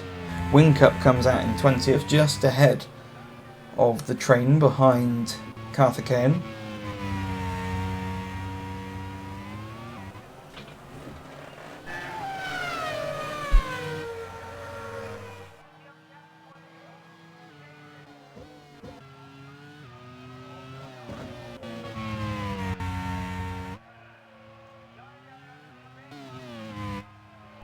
Leclerc with a little bit of a moment there, trying to chase down O'Ward. The gap is 1.6 seconds. Although I think a little bit of time may have been lost there. As you can see, De Angelis now up into third position with Wickens in fourth, who's being challenged there by Magnussen. No, Magnussen's going to try and have a move into the final corner. And I think by the way that Wickens went to concede the place, I think he is going to be coming into pit lane.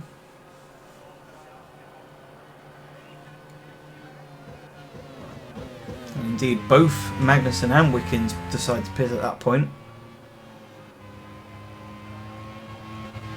Leclerc with a little bit of a mistake, that's cost him 0.3 to O'Ward.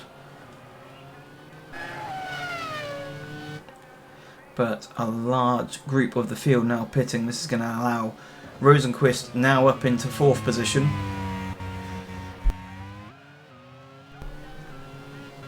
And actually, as it stands, when the others ahead pit, Rosenqvist may take the lead, but he's going to be on much older tyres. De Angelis being told he can go a little bit further.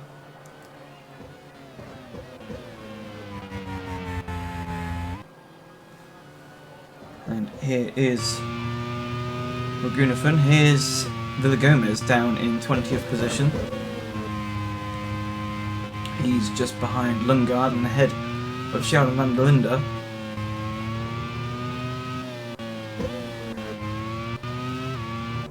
But so far, 13 laps completed and not a single retirement yet, so very interesting stuff there. There's some movement going on in the background. Oh, it looks like a double overtake there. So I don't know if that's a problem there for Ericsson or just caught a little off guard there. But here's Ragunathan forming an obvious train. There in 12th position. He's got Riquelme, Whincup, Magnussen, Ericsson, and I didn't quite catch who else that was. So Rosenqvist pits again, as we sort of expected.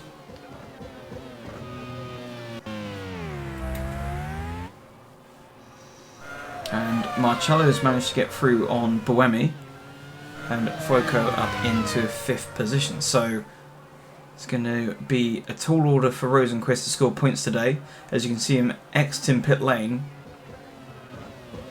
Rosenqvist drops down to 20th position, so he's got a bit of work to do, but he's definitely got the pace to do it.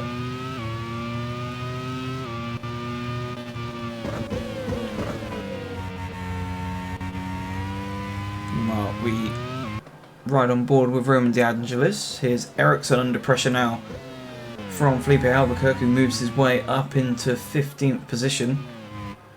Oh, no, Ward with a little bit of a mistake there.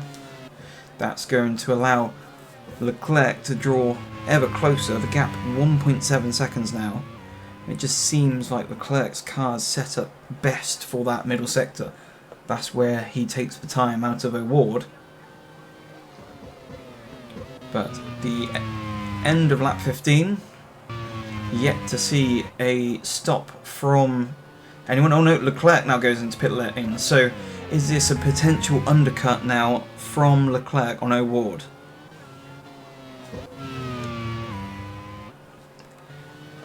We'll expect to see O'Ward and De Angelis in at the end of this lap. I believe the sort of last stops are around, or expected to be around, lap 16. And I think most people will be hoping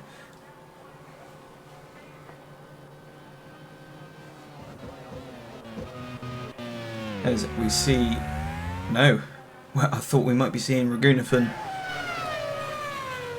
come in, but he's going to stay out for another lap, and you just see this big old train of cars step behind him.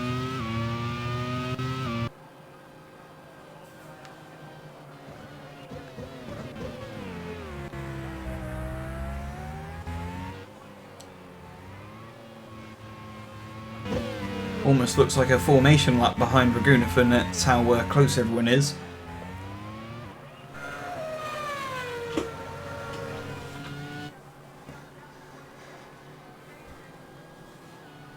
But in amongst that, quite most importantly, is Felix Rosenquist. So he's now gone from 20th to 18th. But he is definitely not happy with the fact he is stuck in this train of cars. He's definitely quicker than this train of cars. But the trouble is, he's got Ragunathan to deal with, and that's a move that's definitely not going to work there. So O'Ward will be pitting at the end of this lap, and we should potentially see De Angelis coming in as well. Now, what does this mean for Leclerc?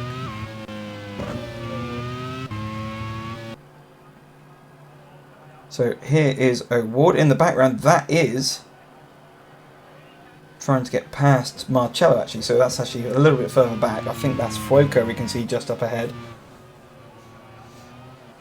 So Leclerc not actually able to use his full potential, but here's Fuoco taking the lead. And where does this put O'Ward? And this O'Ward's come out just behind Leclerc and Marcello. So going long hasn't worked so well for O'Ward, but he's going to have much fresher tyres compared to those ahead.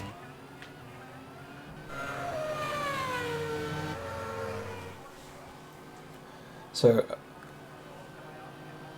O'Ward snaps straight away at Marcello down the inside, and now he's going to go after Leclerc, but also Fuoco finds himself leading this race with a 2.1 second advantage, although on older tyres. So how is this going to work out for him? Already I feel Leclerc is eating into that advantage of Fuoco's.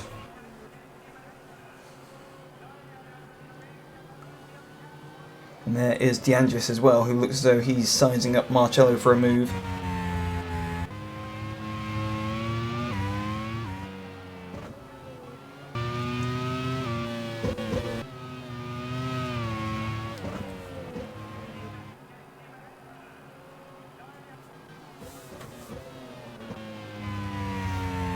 Here is still. So Ericsson's now gone behind teammate Rosenquist. So Rosenquist 17th, 2 points away, or 2 positions away, sorry, from scoring a point. And he is all over the back end now of Giovinazzi.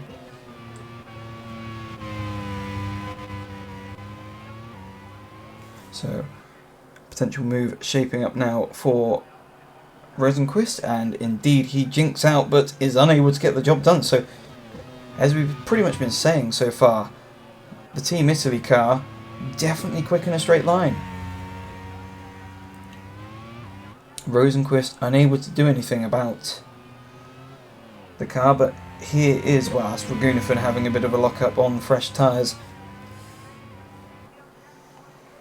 But back at the front, it's all closed up now. Fuoco leading Leclerc, who is just ahead of O'Ward.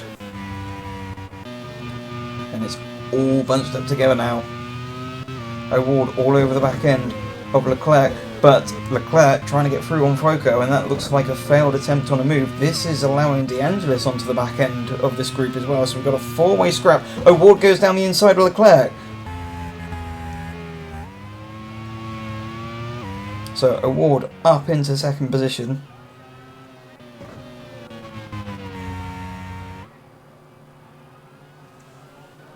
And De Angelis is already here as well to join in, and it seems like Fuoco is going to be a sitting duck, although as we come onto this back straight, let's see the performance difference between that Italy car and the Mexico car. Here comes O'Ward, he pops out, he's looking down the inside, and it looks like, is it going to be job done? Yes, it is. And in the meantime, Leclerc has also lost out to De Angelis. So this is all shaping out very well for O'Ward. And Leclerc is coming back at De Angelis, so Leclerc back up into that third position. Van der Linde is out of the race, so transmission failure there for Sheldon van der Linde. First retirement on what is now 18 laps completed. Now, what can Leclerc do against Fuoco? De Angelis is shaping up for another move on Leclerc.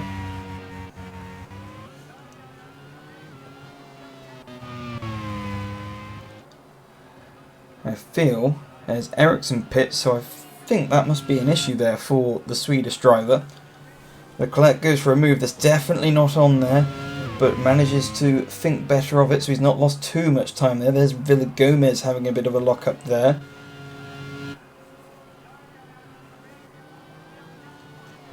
About 10 laps to go of this feature race. Award leads Fuoco from just over a second now. Leclerc all over the back end of Fuoco, and he's going to try and find a way through.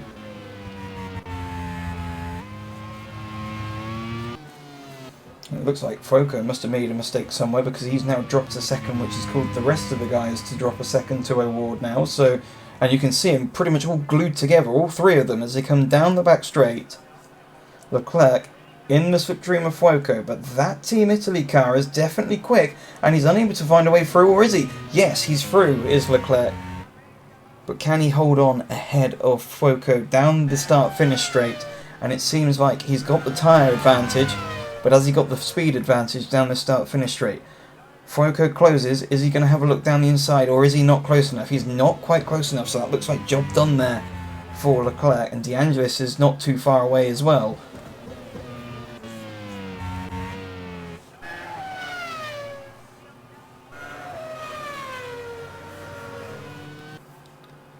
So, what can Leclerc do about this advantage? 2.8 seconds it is between himself and Leclerc. The team telling De Angelis he needs to get past Fuoco as soon as possible if he wants to stay within any chance of winning this race today.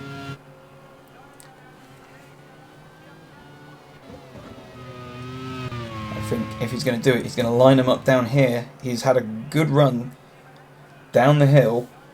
He's going to have a look down the inside. No.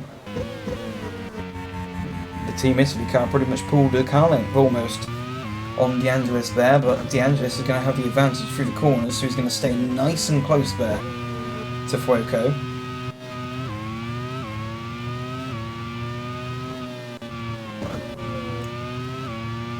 Through these very, very quick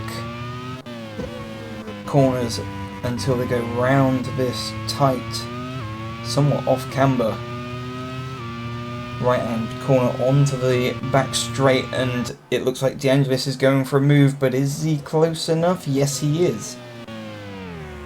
So that looks like job done for the Canadian driver, and he's definitely had the drive out of the corner. So Fuoco, even with the fastest car on a straight line, unable to do anything, I don't think, coming up into turn 1, but he's going to have a look anyway and goes down the inside, but De Angelis shuts the door.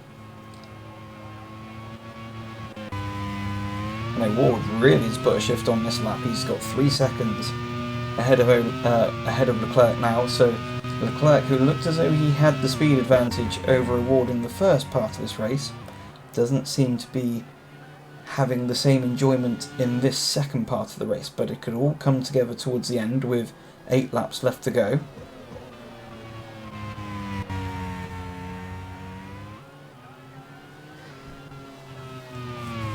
Rosenqvist has managed to find his way up into 14th position now, and is still continuing on his charge back up the field after his electrical issues earlier on. Buemi down in 7th position. Unsure whether or not he's going to have to do a late pit stop, as he had to pit some 3 or 4 laps earlier than he would have wanted to.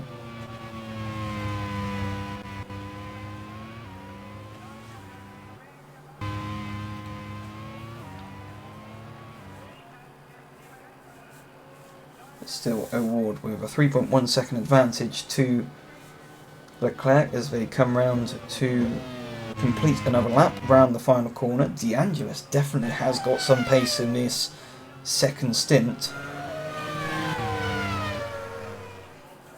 The gap extends between Award and Leclerc, but shrinks between Leclerc and De Angelis, so De Angelis definitely has a pace advantage in this second part of the race. Meanwhile, further on back, this is Felipe Albuquerque down in 14th, although we only looked at him briefly. as he has just been overtaken by Rosenquist, so he managed to take the position back from Rosenquist, but Rosenquist repays the favour.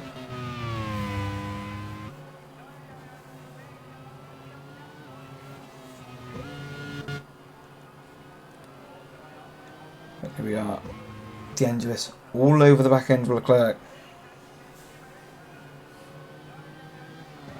And indeed, if De Angelis gets through on Leclerc soon, which he dives down the inside for and goes through into second position, Leclerc's going to try and fight back, but he hasn't got much to fight back with, it seems. And now, is this going to be a late race charge from the Canadian to take the win off of O'Ward? Meanwhile, further back, this is Wickens all over the back of Marcello for 5th position. Marcello, who doesn't seem to be enjoying his time on those tyres since the pit stop.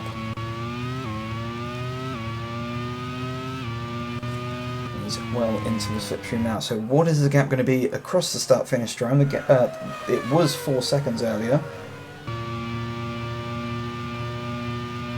And it is down to 3.5 seconds. 6 laps to go, and that's a lock up there for Magnussen. So, with 6 laps to go, what can De Angelis do of a 3.5 second lead? He's going to have to put in a pretty good shift these last 6 laps. And also hope for some mistakes from O'Ward along the way as well, but anything can happen. Leclerc has no answer. He seems pretty safe though in 3rd position, barring any incidents. And talking of incidents, Karthikeyan trying to get a bit more screen time. We only tend to see him when they're making some mistakes, is the Team India, or holding up the rest of the field.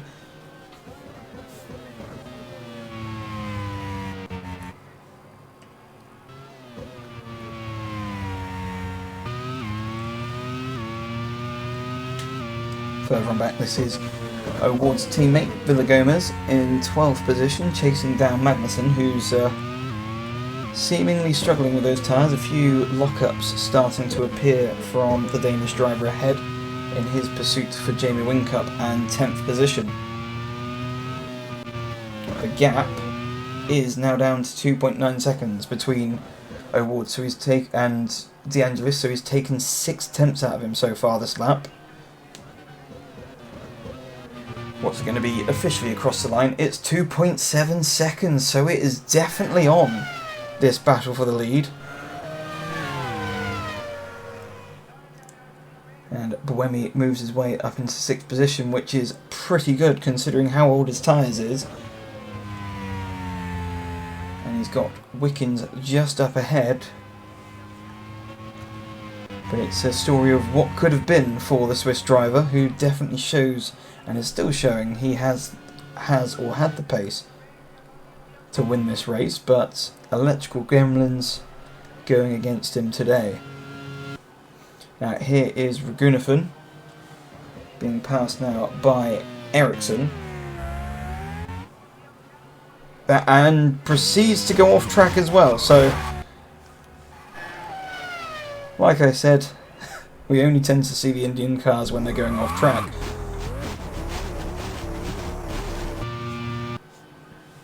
But here's Karthikeyan, so he's going to be taking a position back, and he seems to be taking a long look out of his mirrors and to the side of him to see his teammate having a whale of a time there on the grass. But meanwhile, back at the front, this is De Angelis. The gap now 2.1 seconds between himself and O'Ward. You can see the gap is starting to close. When they cross the line, there will be 4 laps remaining. What will the gap be as they come across the line?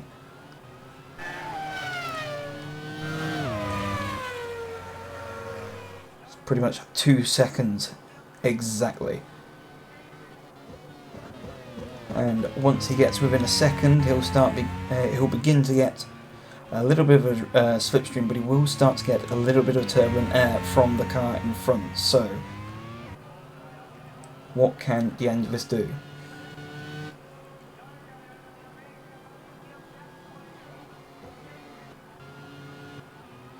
A driver who many probably didn't know about until the start of this season, and he is about to prove to everyone what sort of driver he is. He's been doing so already in the likes of WEC and IMSA.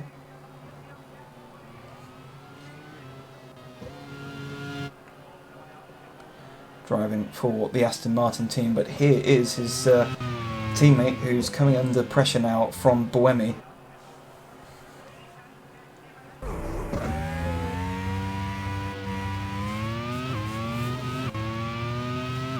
Further on down the field, Rosenqvist has now moved up into 13th position, so that's another point or two gained as we look to see, and that's Rosenqvist there fighting with Magnussen for 12th, and there's a big old line here behind Kelvin van der Linde, so potentially top 10 on the cards for the Swedish driver.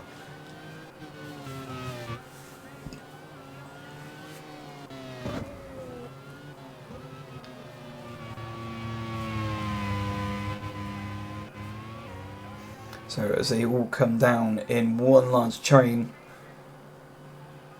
here's Villagomez trying it on down the inside of Kelvin van der Linde, and does so, and at the same time Rosenqvist trying his way through on Magnussen, but it doesn't quite work out this time round. He's going to have to go down the start-finish straight and tuck in as he has another go down the inside of Magnussen, and at the same time Kelvin van der Linde goes back through on Villagomez, so everyone holding each other up. The gap now between O'Ward and De Angelis is 1.3 seconds. We just need another good lap from De Angelis. As we ride on board as they come through to complete another sector sometime soon. What is the gap as they come through? Definitely closer now between O'Ward, and it is under a second. So it is under a second. He's definitely going to be receiving a slipstream from O'Ward down this back straight.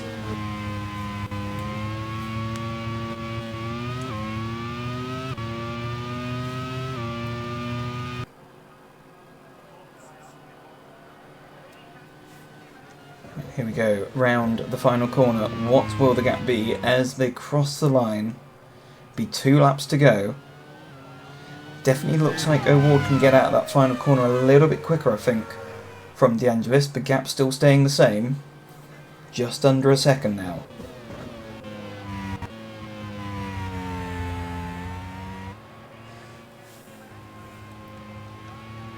De Angelis hunting down in search of his first feature race win on Pato O'Ward, the championship leader. Further on back, here's Riquelme trying to find a way through up into the points. He does so. Or does he? For a moment there I thought Lundgaard was going to find his way back round the outside, but Riquelme now up into the points. Rosenqvist into 12th position. He's got Kelvin van der Linde in front of him, as you can see, with Villagomez just ahead of him as well. He's managed to find a way through, but this is back at the front and it's definitely less than a second now. So De Angelis, as they come through to finish the sector, what is the gap going to be? That's definitely not less. It's definitely less than a second. But actually, it's 2 tenths. So mistake most likely there for O'Ward has allowed De Angelis onto the tail as they come down the back straight. And when they round the final corner, or is De Angelis going to make the move already? He is. He's jinking out to the inside. They're side by side into the braking. De Angelis takes the lead as they come to start the final lap. O'Ward is still on the back end of De Angelis. He's in the slipstream. You can see he's closing. He's going to go side by side into turn 1. So back through comes O'Ward on De Angelis. But De Angelis is trying to hold it around the outside. That's not going to work there for the Canadian driver. He's going to have to hold steady, and I think it's going to be, providing he doesn't try anything too silly and too out of the ordinary this lap, his best bet is going into the final corner. But he's just got to stay close enough to the Mexican ahead.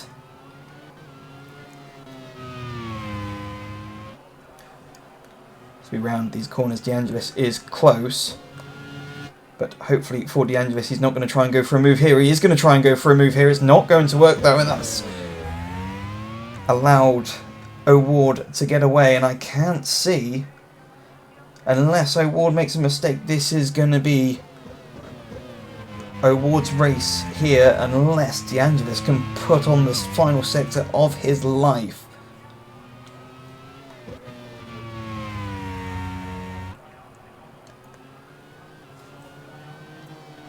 O'Ward just has to come through these fast corners and then down the start-finish straight. I don't think De Angelis is close enough to challenge, and he definitely isn't close enough to challenge unless he suddenly finds the afterburners on that Canadian car. It is going to be a race win here for sure with O'Ward. Around the final corner comes O'Ward, and De Angelis isn't close enough. Pato O'Ward wins here in Sepang in the Division 2 feature race ahead of De Angelis and Arthur Leclerc. Fuoco across the line with Buemi in 5th, so he managed to get Wickens in the end. And a good fight back there from the Swiss driver.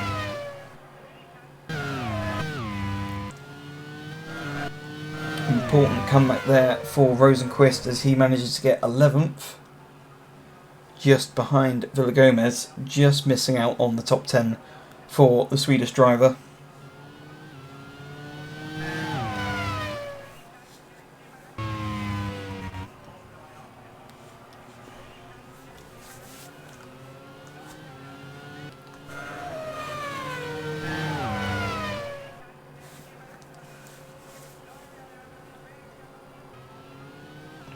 So across the line, Will Power in 22nd position. Not the best day at the office for the Australian driver, nor has it been particularly great for Brazil this weekend. Dragovic across the line, and we wait for Narain Karthikeyan.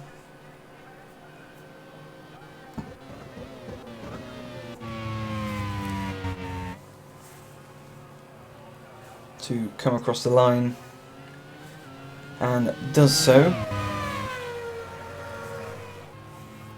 So race over, and confirmation of the race results. Pato O'Ward wins just ahead of Roman De Angelis, with Arthur Leclerc coming in 3rd position. Antonio Fuoco finished 4th ahead of Sebastian Buemi in 5th position, just finishing ahead of Robert Wickens. Raffaele Marcello was 7th ahead of Antonio Felix da Costa in 8th, Jamie Whincup 9th, and Rafael Villagomez rounds out the top 10. Felix Rosenqvist came in 11th with Felipe Albuquerque in 12th, and Kelvin van der Linde missing out there, going down into 13th.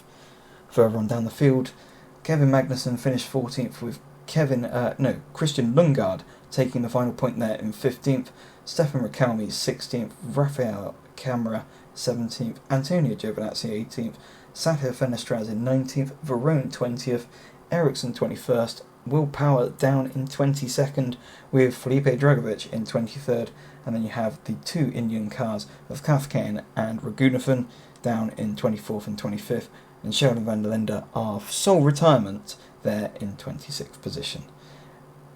It's back to Chris. Oh, Roman De Angelis, very similar to what happened in the Div 1 sprint. Just pretty much throwing away a chance of getting a victory. But even so, good points for him. Pato O'Ward, though, what a fantastic drive versus his opponents who had ailments.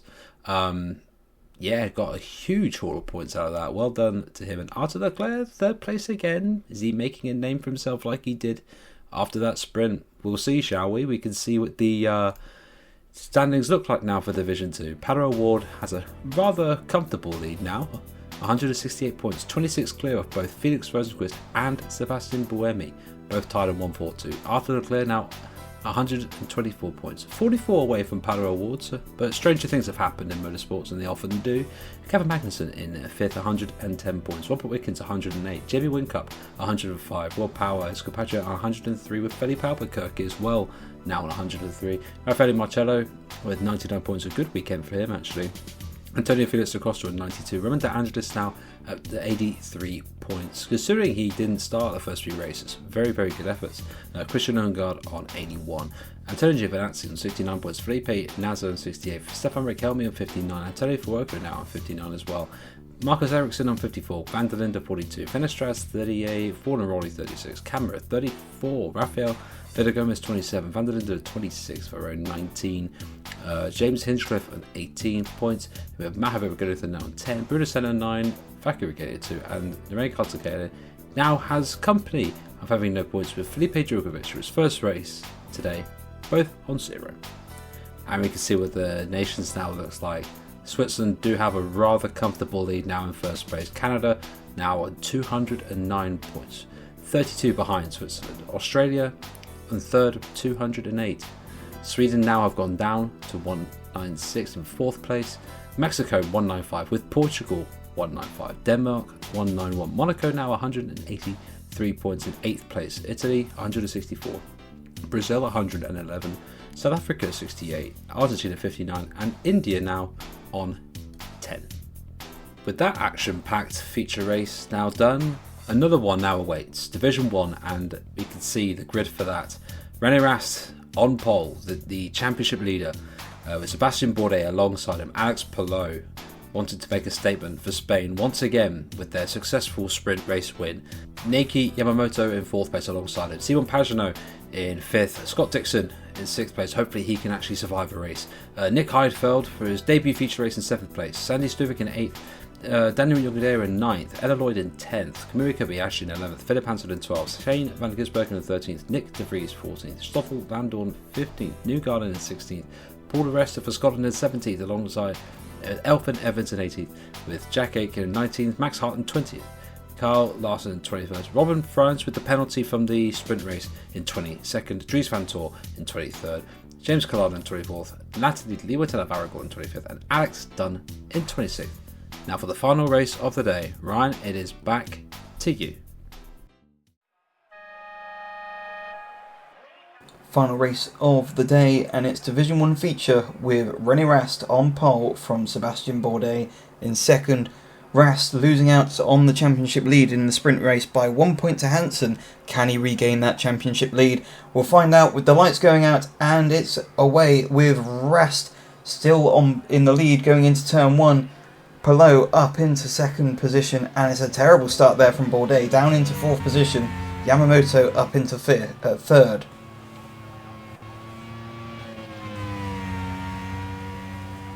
Dixon there in 5th position. What can he do to rekindle and find any points that he can scratch from this weekend after yet another retirement from the lead? Stuvik also in the same position. But it's Alex Palou who is already harassing race leader Rast. Let's see it come round. Down the hill into the hairpin, and down the inside goes Palou. He takes the lead from Rast, does he? Rast fights back though. He takes back the inside as they go side by side. Yamamoto trying to place his car where he can at best. They're still side by side for the lead, but Palou takes the inside for the next corner. Rast goes around the outside and retakes the lead.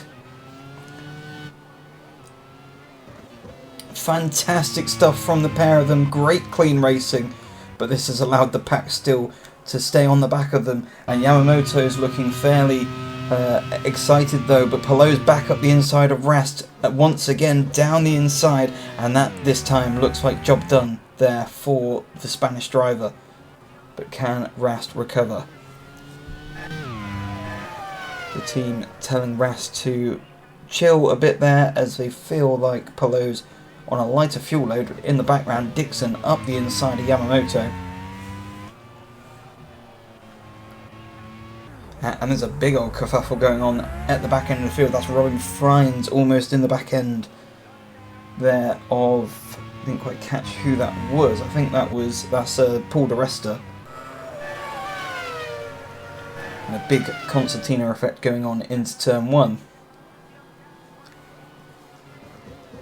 Also looks as though Aitken might have a problem. He's dropping backwards and towards the back of the field, but still at the front it is Alex Palou from Rennie Rast in second position. He's pulled a little bit of an advantage over Scott Dixon.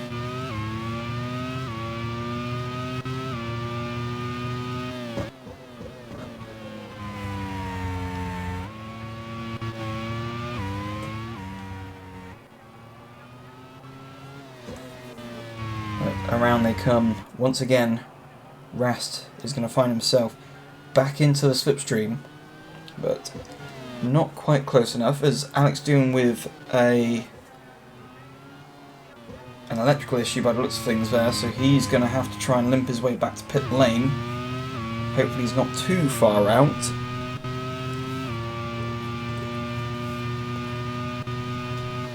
So here is Yamamoto all over the back end of Dixon. Stuvik goes through on Bourdais, so Bourdais, who's started on the front row, is now struggling a little bit.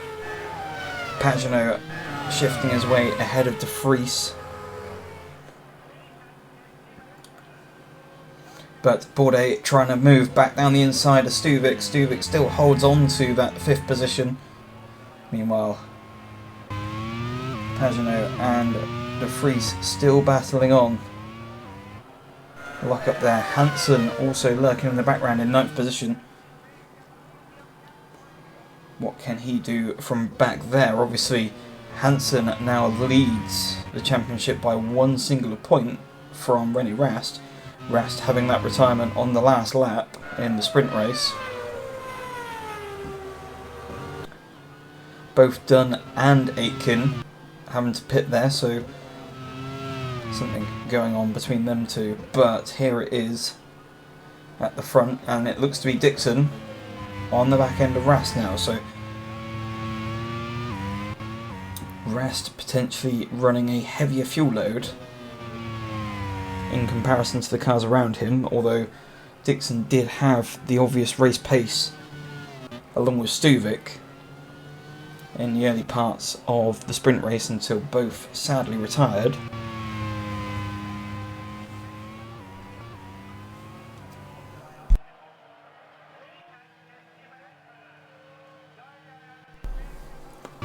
But under pressure now, Pagenaud trying to find a way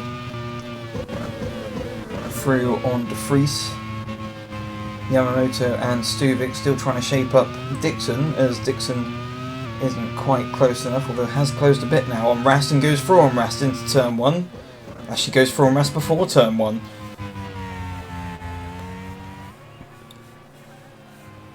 That's something we haven't really seen so much this weekend. We've managed to see people make moves into turn 1, but no one has really made a move before turn 1. So that is an indication of the pace that it seems Dixon has got at the moment, and it definitely seems he's got the pace to go after Rast as Bourdais tries it up the inside of Stuvik. And it looks as though there's an issue for... was that Stuvik's car? I believe it's terminal, and yes, Stuvik is going backwards. And I fear this has made what was a positive looking championship challenge, it's almost put the kibosh on it really. But as a result of that, here we go, backwards comes Stuvik, trying to find a way back to pit lane. And DeResta's gone off as a result, trying to get past Stuvik.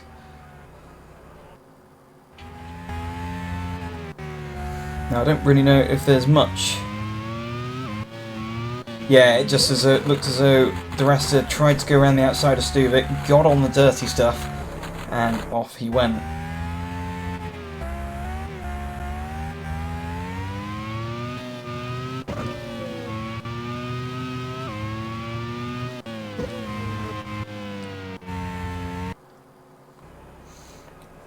And Stuvik still waiting on pit exit. And now it's Lee Wataragu trying to go around and mix contact with Stuvik.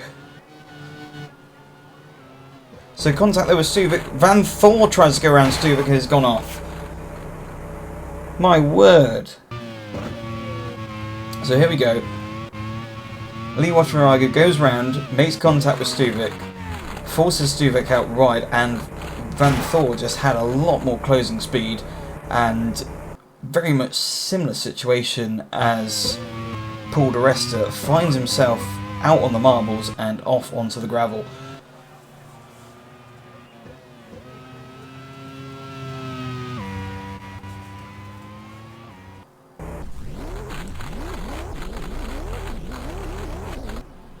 So Van Thor, luckily for him, doesn't look as though there's any damage to the car. So unlike di Resta, who's going to have to go back to pit lane for a front wing change, he can carry on, and Stuvik looks as though he's going to grind to a halt just on the exit, or just at the start of the final corner, just missing out on pit entry. So again, nil points for the Thai driver, and I fear that's potentially championship over in terms of trying to win the championship here. But back out at the front. Now it's saying Newgarden, I'm not 100% sure, unless I did read the situation, but that definitely, like, to me, it was Stuvik's teammate of Lee Wataragu that had a side swipe there, which caused that incident.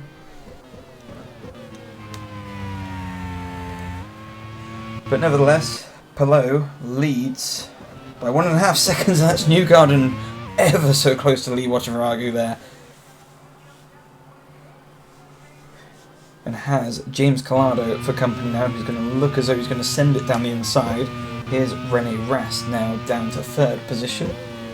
As Dixon has, well, we saw Dixon go through earlier, and Dixon is now going to go about closing down Palou. Gap 1.9 seconds. Here's di Resta, who's making a recovery drive and finds himself behind his teammate, who is also having to have a bit of a recovery drive from issues on the first lap.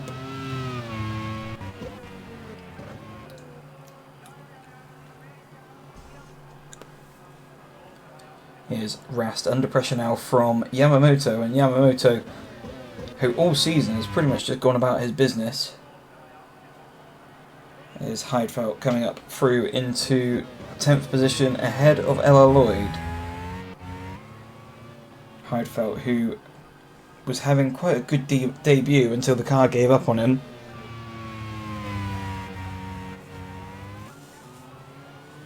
The gap between Palou and Dixon continues to shrink, whether or not Dixon is on a even smaller fuel load, or running less fuel than Palou. It was already believed that Palou was on a shorter stint, based on what the Team Germany pit wall were saying to Rene Rast.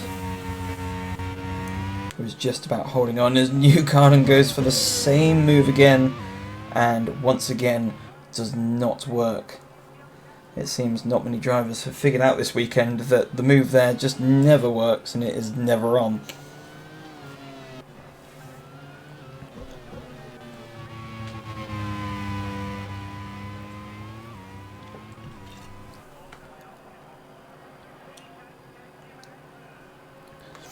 Dixon saying he's confident with the pace. Bourdais having a look down the inside of Yamamoto and gets the job done. But can Yamamoto now come back at Bourdais? And I think, based on the closing speed, yes he can. Side by side they are coming into turn 1. Yamamoto retakes 4th position from the Frenchman. Further on back here is Hansen trying to find a way through on De Vries. He's now up into 8th position now, is the English driver.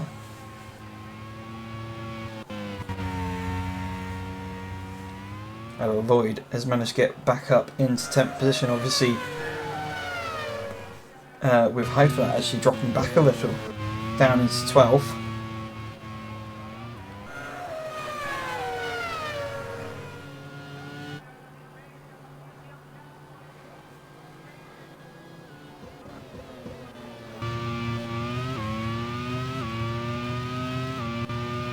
So back with Dixon, 1.8 now is the gap, as I think that is just coming through again as Newgarden still trying to find a way through at the wrong corner on Lee Wataragu.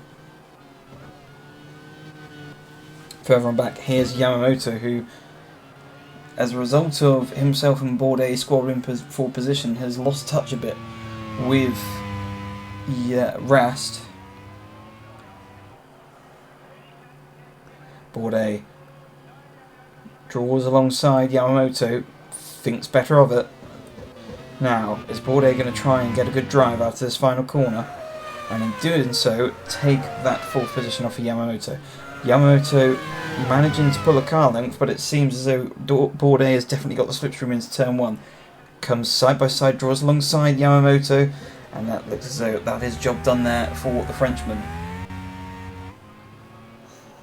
But after dealing with one Frenchman, he's got another one to deal with in the shape of Pagenaud. Pagenaud, another one of the drivers, now bringing himself into championship contention. Some may argue he could be leading this championship if it weren't for the fact that his cars let him down on a number of occasions. And similar could be said for Dixon.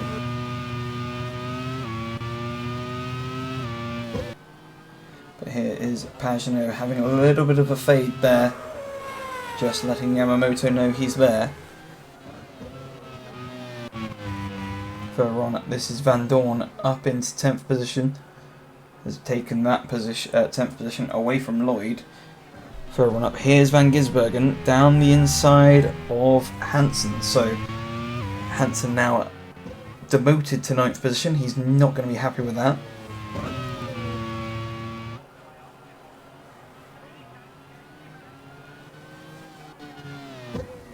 He's going to say close enough to Van Gisbergen to see if he can try and get a move done into the final corner.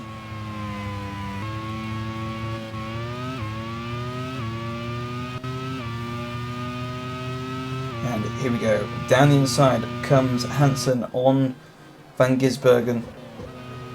Draws level, and that looks like a very good overtake there, but has he got the legs over Van Gisbergen, or will Van Gisbergen find another way through into turn 1? Bourdais has gone through on Rast, and as expected, Van Gisbergen goes through on Hansen and reclaims that 8th position.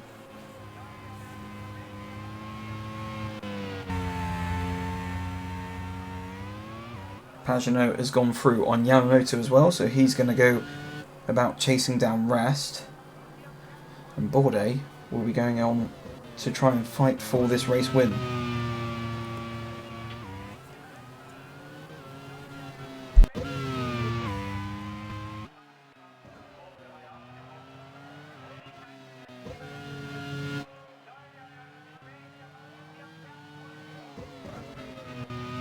The team very happy with Van Gisbergen's defence, although it looks as though Hansen is shaping up for another move. But not quite close enough this time. Unable to repay the favour on Van Gisbergen. Here's Palou with a 2.7 second advantage. And it seems like that early charge of Dixon is starting to peter out a little. And tyre conservation is what is going on here, along with fuel conservation. They're now into the stint, as Pagenaud now goes down the inside of Rast. Now, we already know that Rast is going to be going long into this stint, as he actually comes back now on Pagenaud. So is he going to go down the inside of Pagenaud into turn 1? Yes, he does. They're side by side. Further on back, Hansen back under pressure from Van Gisbergen. So Hansen managed to get back through on Van Gisbergen at the final corner, but Van Gisbergen repays a favour into turn 1, and this is going to be frustrating for Hansen.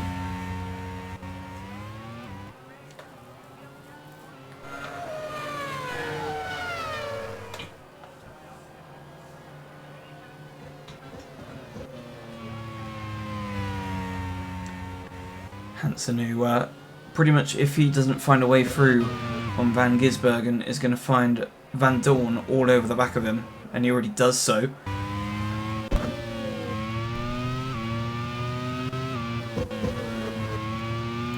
Bourdais beginning to close on Dixon.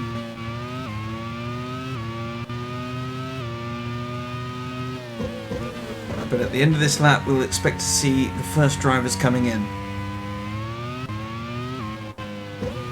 So potentially, I was about to say Palou, and indeed Palou is going to box this lap. Will we see Dixon in this lap as well? Van Gisbergen with a bit of a lock up there. Bourdais will also be coming into pit lane in 3rd position. And we should expect to see Ras carry on. And by the looks of things, there we go. Down the inside comes Van Dorn on Hansen.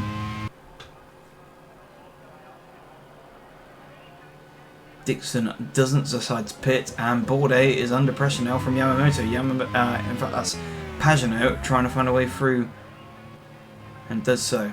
So Yamamoto up into 3rd position.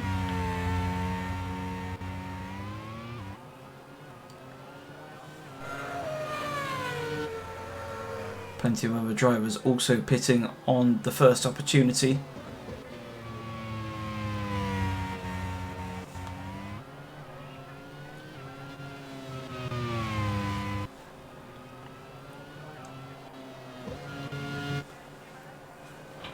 So Palou, by pitting early, will have the undercut on already leading, so won't get the undercut, but he will extend his advantage.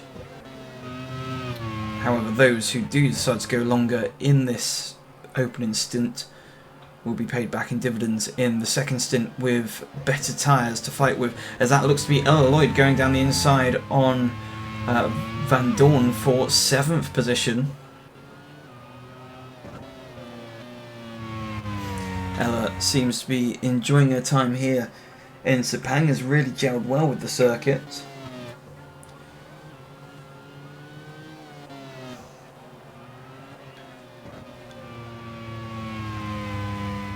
And many people were shocked to see the sprint race grid positions earlier with Lloyd on pole. And that looks like Hansen and Van Gisbergen, and I think actually Van Gisbergen's pitted now, so that's a released Hansen. Further in the background, Pagenaud and Yamamoto squabbling still for that 3rd position, and it looks like this time Pagenaud has managed to find a way through on the Japanese driver.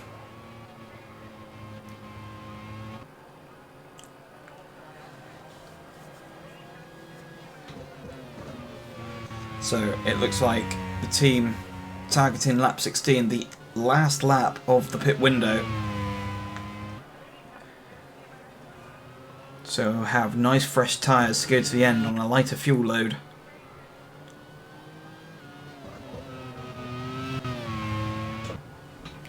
But meanwhile, Dixon, with a massive turn of pace. We're not quite sure what's going on in terms of fuel strategy. Here's Bourdais, who's pitted, and he's found himself stuck behind Hart for 15th position. So that's not gone well at all for the French driver. And Dixon's engine has expired once again. I cannot believe it. Dixon, for potentially the 3rd or 4th time this season, has an engine blowout from the lead. I can't believe it. I'm pretty sure he can't believe it. And, well, I think at this point he was probably wishing he was of a different nationality, because it seems that the Team New Zealand car is the most unreliable car whilst leading. Well, that and the French car as well.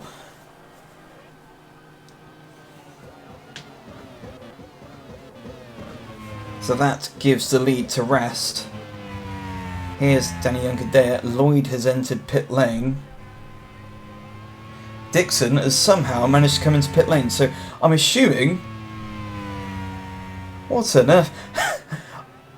Somehow what has happened, the car has expired, but he was also coming into pit lane at the same time, and he's came out in P15, so I don't know what's going on there.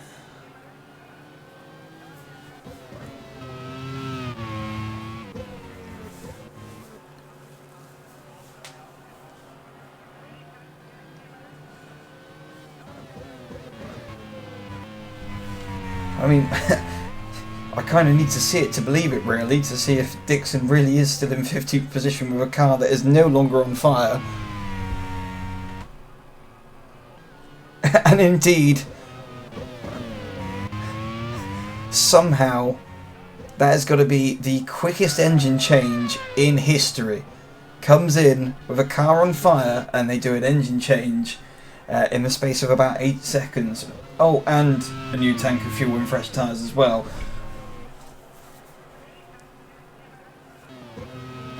So here's Rast under pressure now. Pagenaud goes through into the lead on Rast.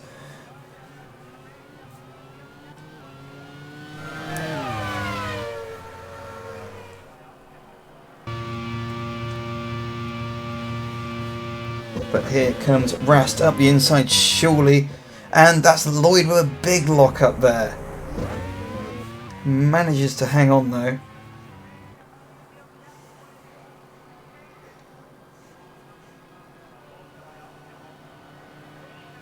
Friends comes into the pit lane, so does Larson. Collado pits as well as Juncadella. Just seeing a few people shuffling around. Here's Bourdais in 9th position, who probably is wishing he went a little bit further into this stint, as he did find himself stuck behind Max Hart for quite some time. But has found himself ahead of Dixon now. Palou just up the road in 8th. And is essentially the net race leader is Palou, with the rest of the field ahead. Still yet to stop. We've already heard from the team as Rast has actually indeed managed to find a way back through on Pagenaud, so Rast is going to go to lap 16. So 2 more laps for Rast until he pits. He's got Pagenaud and Yamamoto not too far behind, and Pagenaud is going to pit and go for the undercut on Rast. Will Yamamoto do the same? I don't think so. Yamamoto does indeed go ahead of Pagenaud, so that suggests that he is also going to do a similar strategy for Rast. Kobayashi goes through as well. De Resta still continues to struggle. Hansen pits from 5th position, as well as Newgarden and Van Dorn. Bourdais goes up into 5th, and so does Dixon go ahead of Pagenaud. So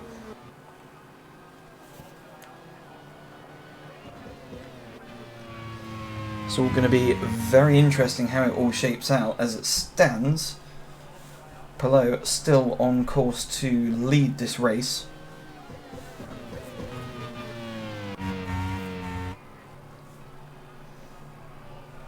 And at the end of this lap,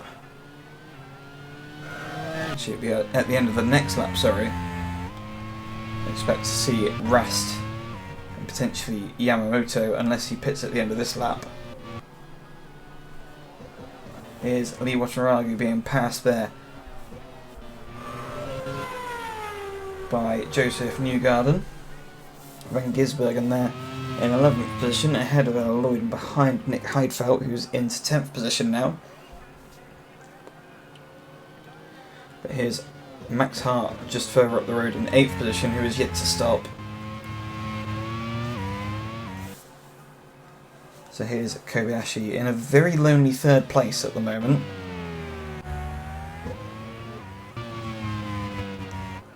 Round he comes to complete another lap, and that's very close there from Van Dorn. All over the back there as Yamamoto has pitted.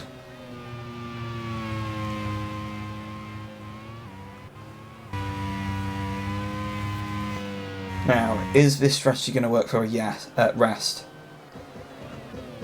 Carries on, Palou goes through up into 3rd position ahead of Yamamoto, and so does Bourdais and Dixon. Pagenaud, I think, will do the same, and indeed he does.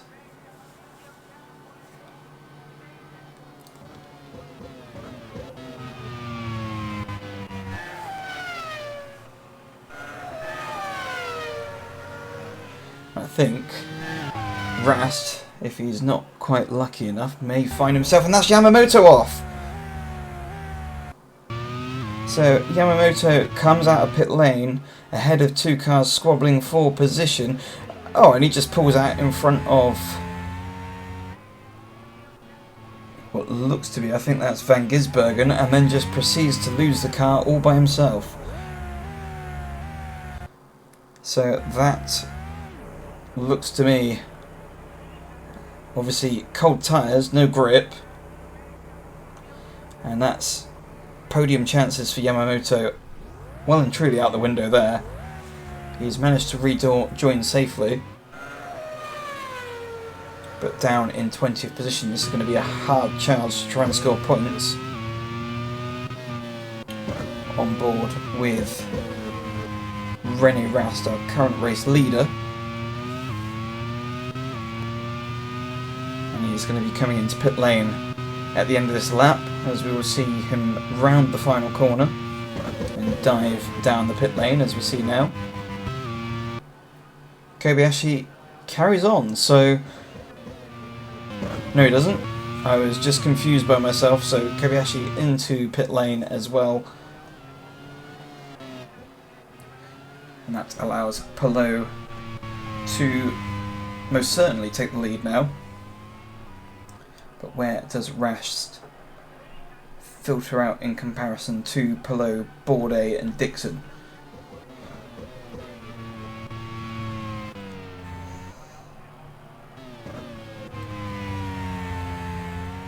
So Rast exits pit lane in 5th position, and yeah, Kobayashi just behind. This battle here for 6th. There's Kobayashi coming out in 12th position, so that's not worked particularly well for the Japanese driver, but he is going to be on much fresher tyres than those around him.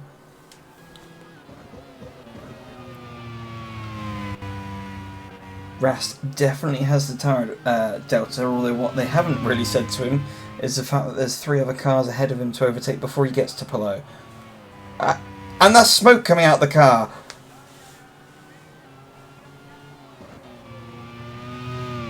Smoke bellowing out of René Rast's car, and what was looking like an exciting finish approaching. I mean, there still is chance of an exciting finish, but Rast, who has lost his championship lead to Hansen as a result of that retirement on the final lap, has retired once again from a possible race-winning opportunity, and has not quite had the same luck as what Dixon had. His car's not caught fire just as he was going into pit lane, but still, at the front, it's still 2.6 seconds separates the top 3. It's now 2.2 seconds. And there was a change for position there, so I think Dixon's just gone for on Bourdais. And indeed he has, so Dixon up into 2nd position. He can see Palou just ahead of him.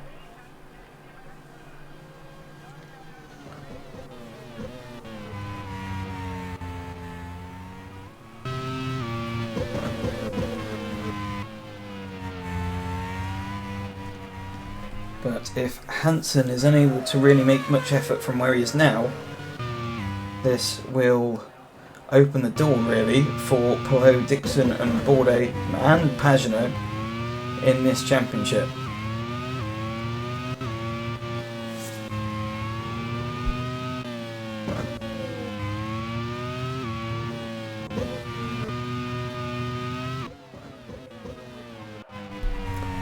So here we go. Well, there's Newgarden going down the inside of Ellen Lloyd for 11th position. And further on up,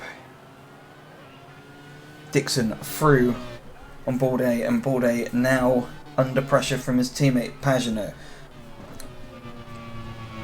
The team saying the pair of them free to race. And Pagenaud lining himself up against his teammate. He's going to try and go down the inside. Although Bourdais with the slipstream, although Bourdais doesn't try too hard to defend on his teammate, and it seems as though Pagenaud has got pace over Dixon and Palou. The gap now 2.6 seconds between the top four.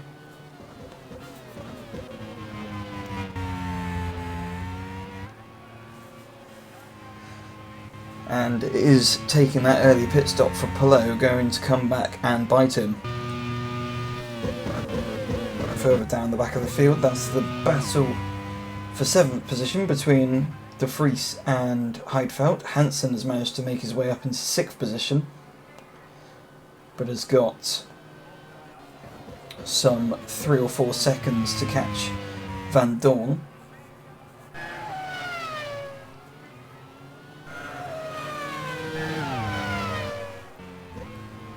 So, here we go. Dixon now under pressure from Pagenaud, and I think Pagenaud is lining up for a move on Dixon, although I don't think he's managed to get through yet.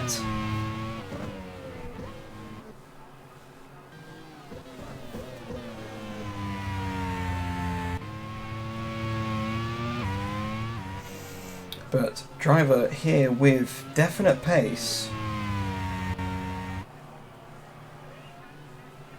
as Lloyd is going backwards by the looks of things, so I think there's possibly an issue there for the Welsh driver, but back at the front, 2.3 seconds separates the top four. Pagenaud is definitely quicker than Dixon, and the three ahead, the two cars are definitely faster than Palou, although Bourdais not quite with the pace, although he's still lapping quicker than Palou that last time round. And it's a problem for Van Gisbergen.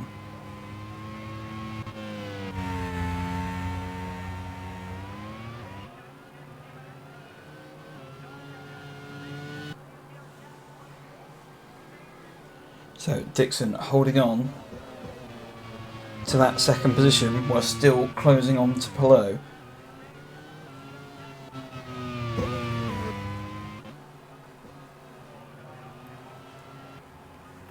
There's a lock up there and a battle at the back end of the field between the two Scottish drivers, obviously both having their own issues this race. And just behind, Van Gisbergen comes out of pit lane.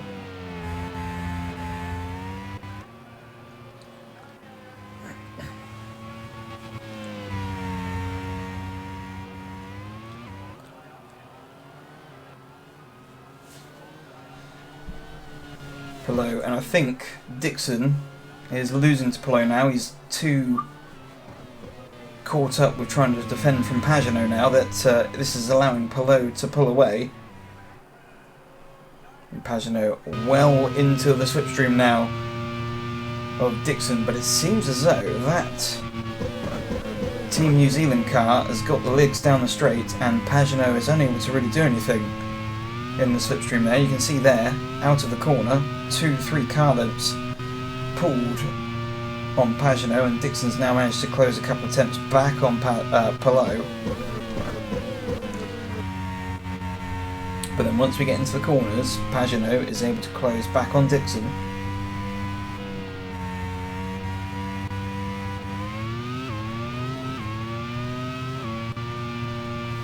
this is somewhat bringing Bourdais back into the fight. And that's Aitken back off again. So Aitken off, and that sounds like the engine is also stalled. So what's happened there? On his own, looks as though he took a bit of curb there, goes wide, and off onto the marbles, loses the front wing, and a wheel and rear wing for good measure. So what was already going bad went to worse for Aitken there. Out of the race. And it's really been somewhat of a season to forget for Team Scotland. They came out swinging at the start of the season, but just haven't had the results and the development for the car, and that is why they find themselves in the relegation situation they're in at the moment.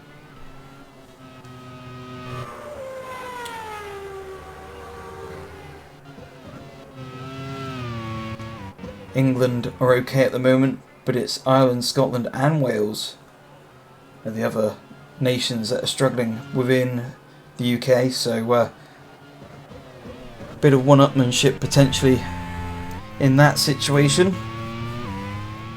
The gap is extended again between Pillow and Dixon, 1.2 seconds. And Pagenaud is hoping to find a way through.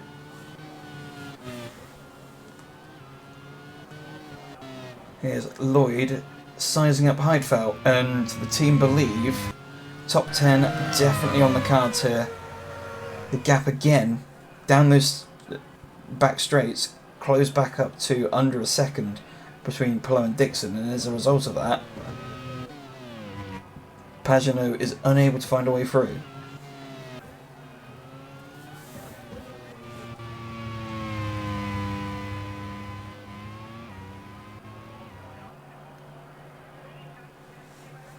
Further on back, this is Elfyn Evans in 20th position. He's got Van Gisbergen behind, who's recovering from the issues from earlier. If Dixon actually goes on to win this race, this is just going to be amazing, bombastic. I just don't know how else to describe it. I feel there will definitely be stewards' inquiries and protests from other teams, given the fact that his engine was definitely on fire at some point in this race. But there's still more opportunity for the Kiwis' car to blow up.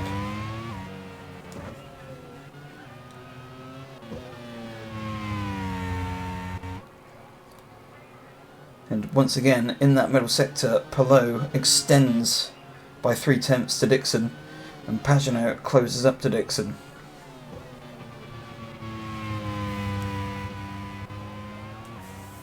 The laps are starting to count away, and you can see there, and that's Elfyn Evans off. Off goes Evans, and he's lost his front wing. He's going to have to limp the car back to the pits. He already looks as though he's not particularly comfortable and completely got his line into that corner wrong. He was in the middle of the road there.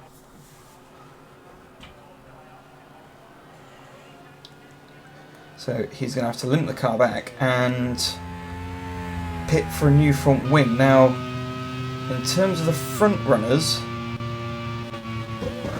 will this have any effect on the front runners? There's Ella Lloyd going up the inside to take 11th position away from Nick Heidfeld, so a great move there by the Welsh driver. Here's Robin Frines having a bit of a lock up there in the final corner.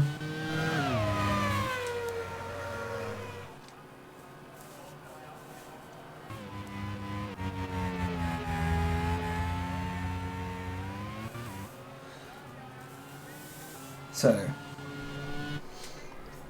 Pillow leads at the moment by 1.1 seconds to Scott Dixon, and Pagenaud 4/10 behind Dixon. So, again, closing up on Dixon, but not with the pace to get through. As Evans enters the pit lane now. Where is Evans going to filter out in comparison to the leaders? Is he going to be a bit of a cork in the bottle towards the end in terms of lap traffic?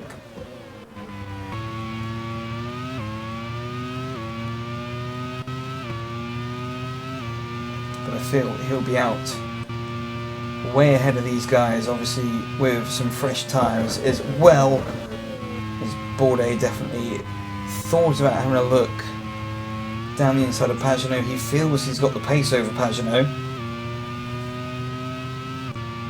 and I think we'll expect to see the French cars side by side into turn 1, and indeed we do. And down the inside goes Bourdais, so that's third position for Bourdais. Now what can he do about Scott Dixon, and will he have enough time to catch Palou should he manage to get through on Dixon?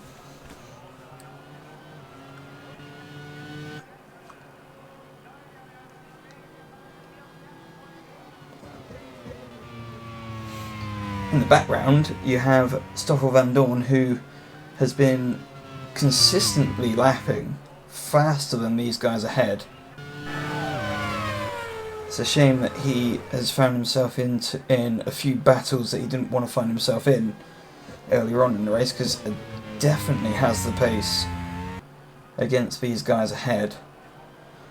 But it looks like Bourdais is wasting no time in catching up onto the back of Dixon.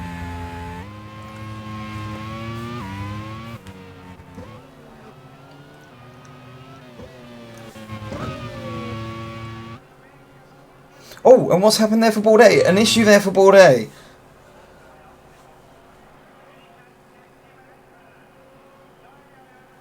So, what was looking very promising there for Team Spain, France, a transmission failure for Bourdais, and as I said earlier, continuing to prove not the most reliable of cars this season, and it always seems to be when they're in the chance for a win that these reliability issues seem to crop up, very similar to that of Dixon, and that's actually cost Dixon some time there. 4 laps remain. Palou 1.4 seconds ahead of Dixon.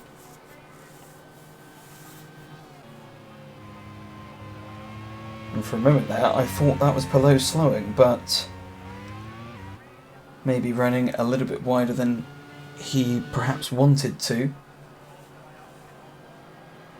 But Dixon with a comfortable advantage now over Pagenaud, who was caught up there, or caught out by the transmission failure of his teammate ahead.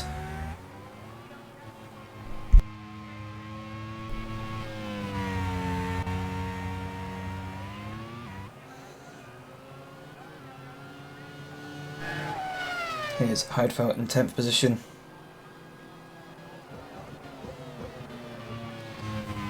Team saying they need the points, so look after the car, but he's got Ella Lloyd all over the back of him, and he's also in very close proximity of Junkadea just ahead, and it looks as though he's going to be shaping up a move on Junkadea. But meanwhile here is Palou versus Dixon, and still Palou finding a little bit extra during that middle sector. Elvin Evans sets the fastest lap of the race on fresh tyres and little to no fuel.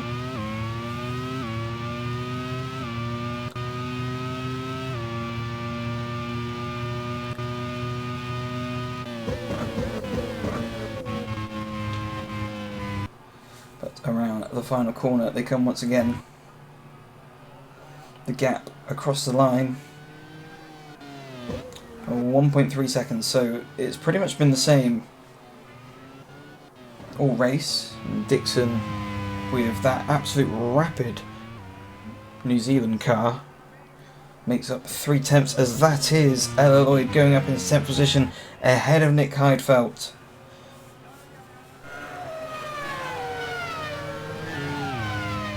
But further behind here is Kamui Kobayashi. Actually no, this is Yamamoto, recovering from his spin from earlier. Lloyd goes, Heidfeld goes back up the inside of Lloyd. Yamamoto with nowhere to go.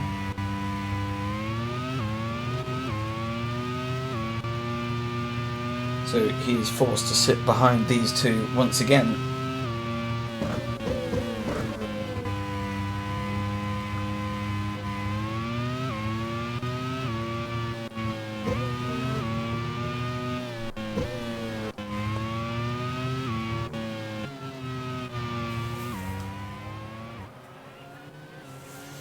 Here's Max Hart, who's just a little bit behind Lior Taragu, 2 places away from the points, but he's got a fast charging Shane van Gisbergen coming behind.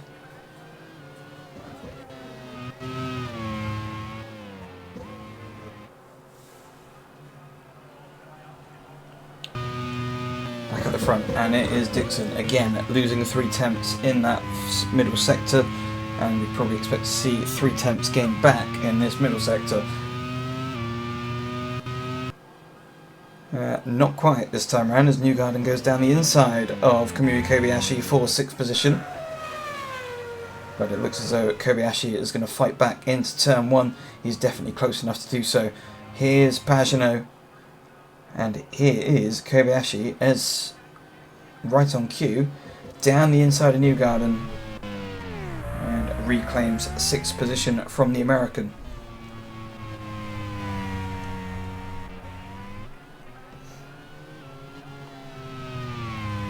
Alex Palou on the penultimate lap now. It looks as though, as long as there's no mistakes, has got this win almost certainly in the bag.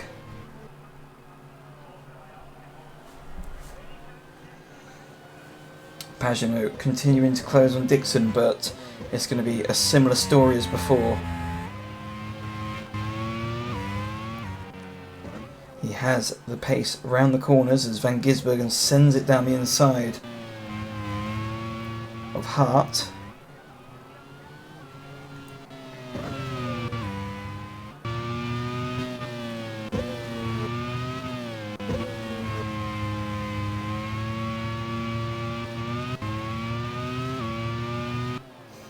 But here is Hansen with a little bit of a wide moment there through the second to last corner, but nothing too serious there.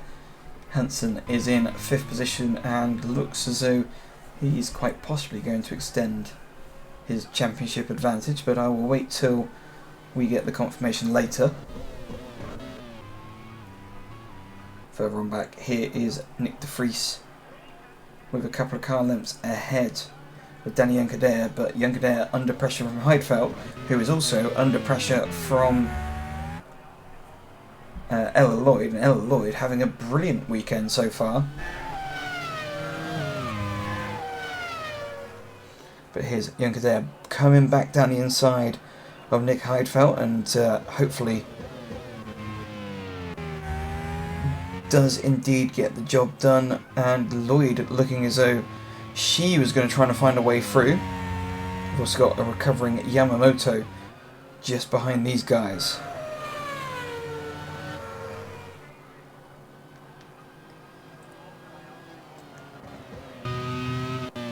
But here's Scott Dixon under pressure now from Simon Pagenaud, and Pagenaud is pretty much going to try and be quite inventive as we're on the final lap. Can he slipstream his way through into the final corner? But with the pace of Dixon, unless Pagenaud's tyres give him just a little bit more grip off of this corner, I can't see what Pagenaud can do. Pagenaud tucked up the rear wing of Dixon, but Dixon is pulling away from the Frenchman. And barring any mistakes, as you can see, Alex Palou exits the final corner and wins here in Sepang for the Division 1 feature race. Dixon manages to come across the line. I think would definitely be receiving the pit stop award for engine change, tyre change and fuel. He finishes second ahead of Pagenaud, who was unable to find a way through.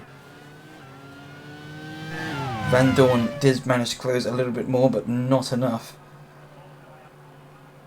And Ella Lloyd was unable to come through on Heidfeld to take that 10th position, but still scores points there in 11th position.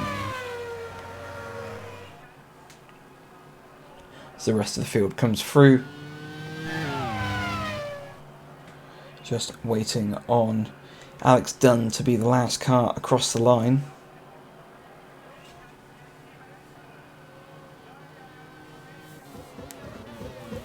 There's DeResta ahead of Elvin Evans.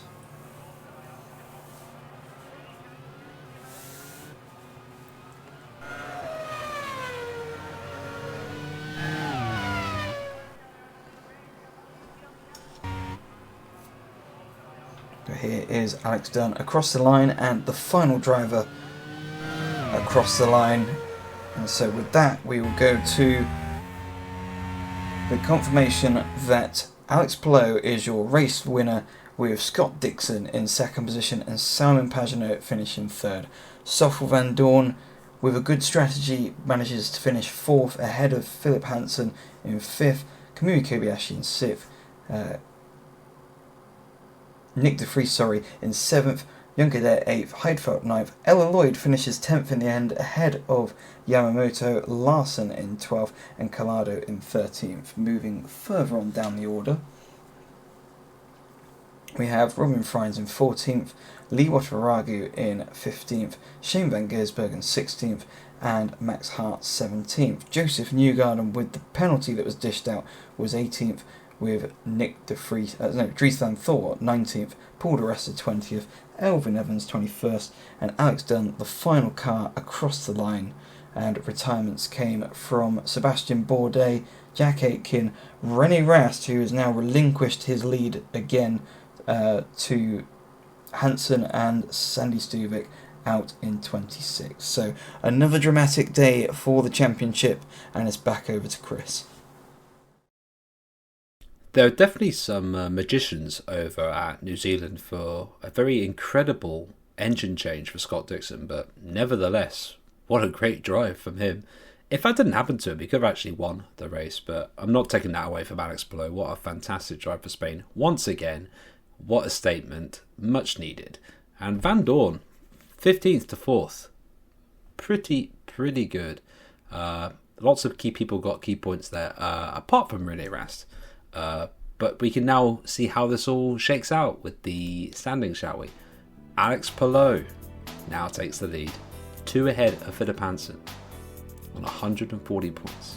René Rast is in third place now with 129. Still, Simon Pagenaud creeping up the field again, 125 points now.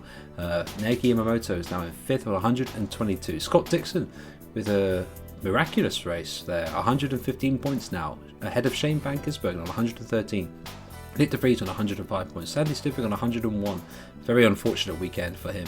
Kamui Kobayashi on 96, Joseph Newgarden on 84, Paul de Resta on 78, Stoffel van Dorn on 76 points. Daniel Nugget now on 74, Carl Larson on 62, Alex Dunn on 57, Sebastian Bourdais on 54, Robin Freins 51, Andre Lotterer 45, Dries van Tor 45, Elfyn Evans 44, Jack Aitken 42 points, Max Hart 32 points, James Collado now on 30 points, Natalie Varagul on 22 points, alongside with Ella Lloyd on 22 as well. Mick Schumacher on 11 points, Nick Heidfeld now with 7 points, Taylor making it 5, Larry Tim 3, Mark Houston's 1, Ugo Chukwu, Alex Lynn and Vanilla X still remain all on 0 as they have not been in a car for ages. And the nation standings look like this. New Zealand have the lead, but by only 5 points. Japan on 223, Spain 214, Germany at 192, France 179, England now 168, Netherlands have been put down into 7th place with 159 points, USA on 146, Thailand on 123, Belgium now have promoted themselves out of the relegation slot on 122 points, just 2 ahead of Scotland who are now in 11th, Ireland are now 89 points and Wales with 66. Well, that is round 10 now in the books. Round 11 awaits us in New Zealand. The Division 1 Championship leaders now get to go to their home country and try and retain their position. It is a brand new circuit. Some have been dubbed a Cavadrome, but wherever that comes from I have no idea. But we'll see that in a fortnight's time. There will be no Grumpy World Series next week, unfortunately, but we're going to be returning to the Nations Cup in 2 weeks, so no need to worry. Thank you so much for watching today. I've been Chris Cavaney, your host. Ryan Ferris has been your commentator, and this is the Nations Cup and the RRML signing off.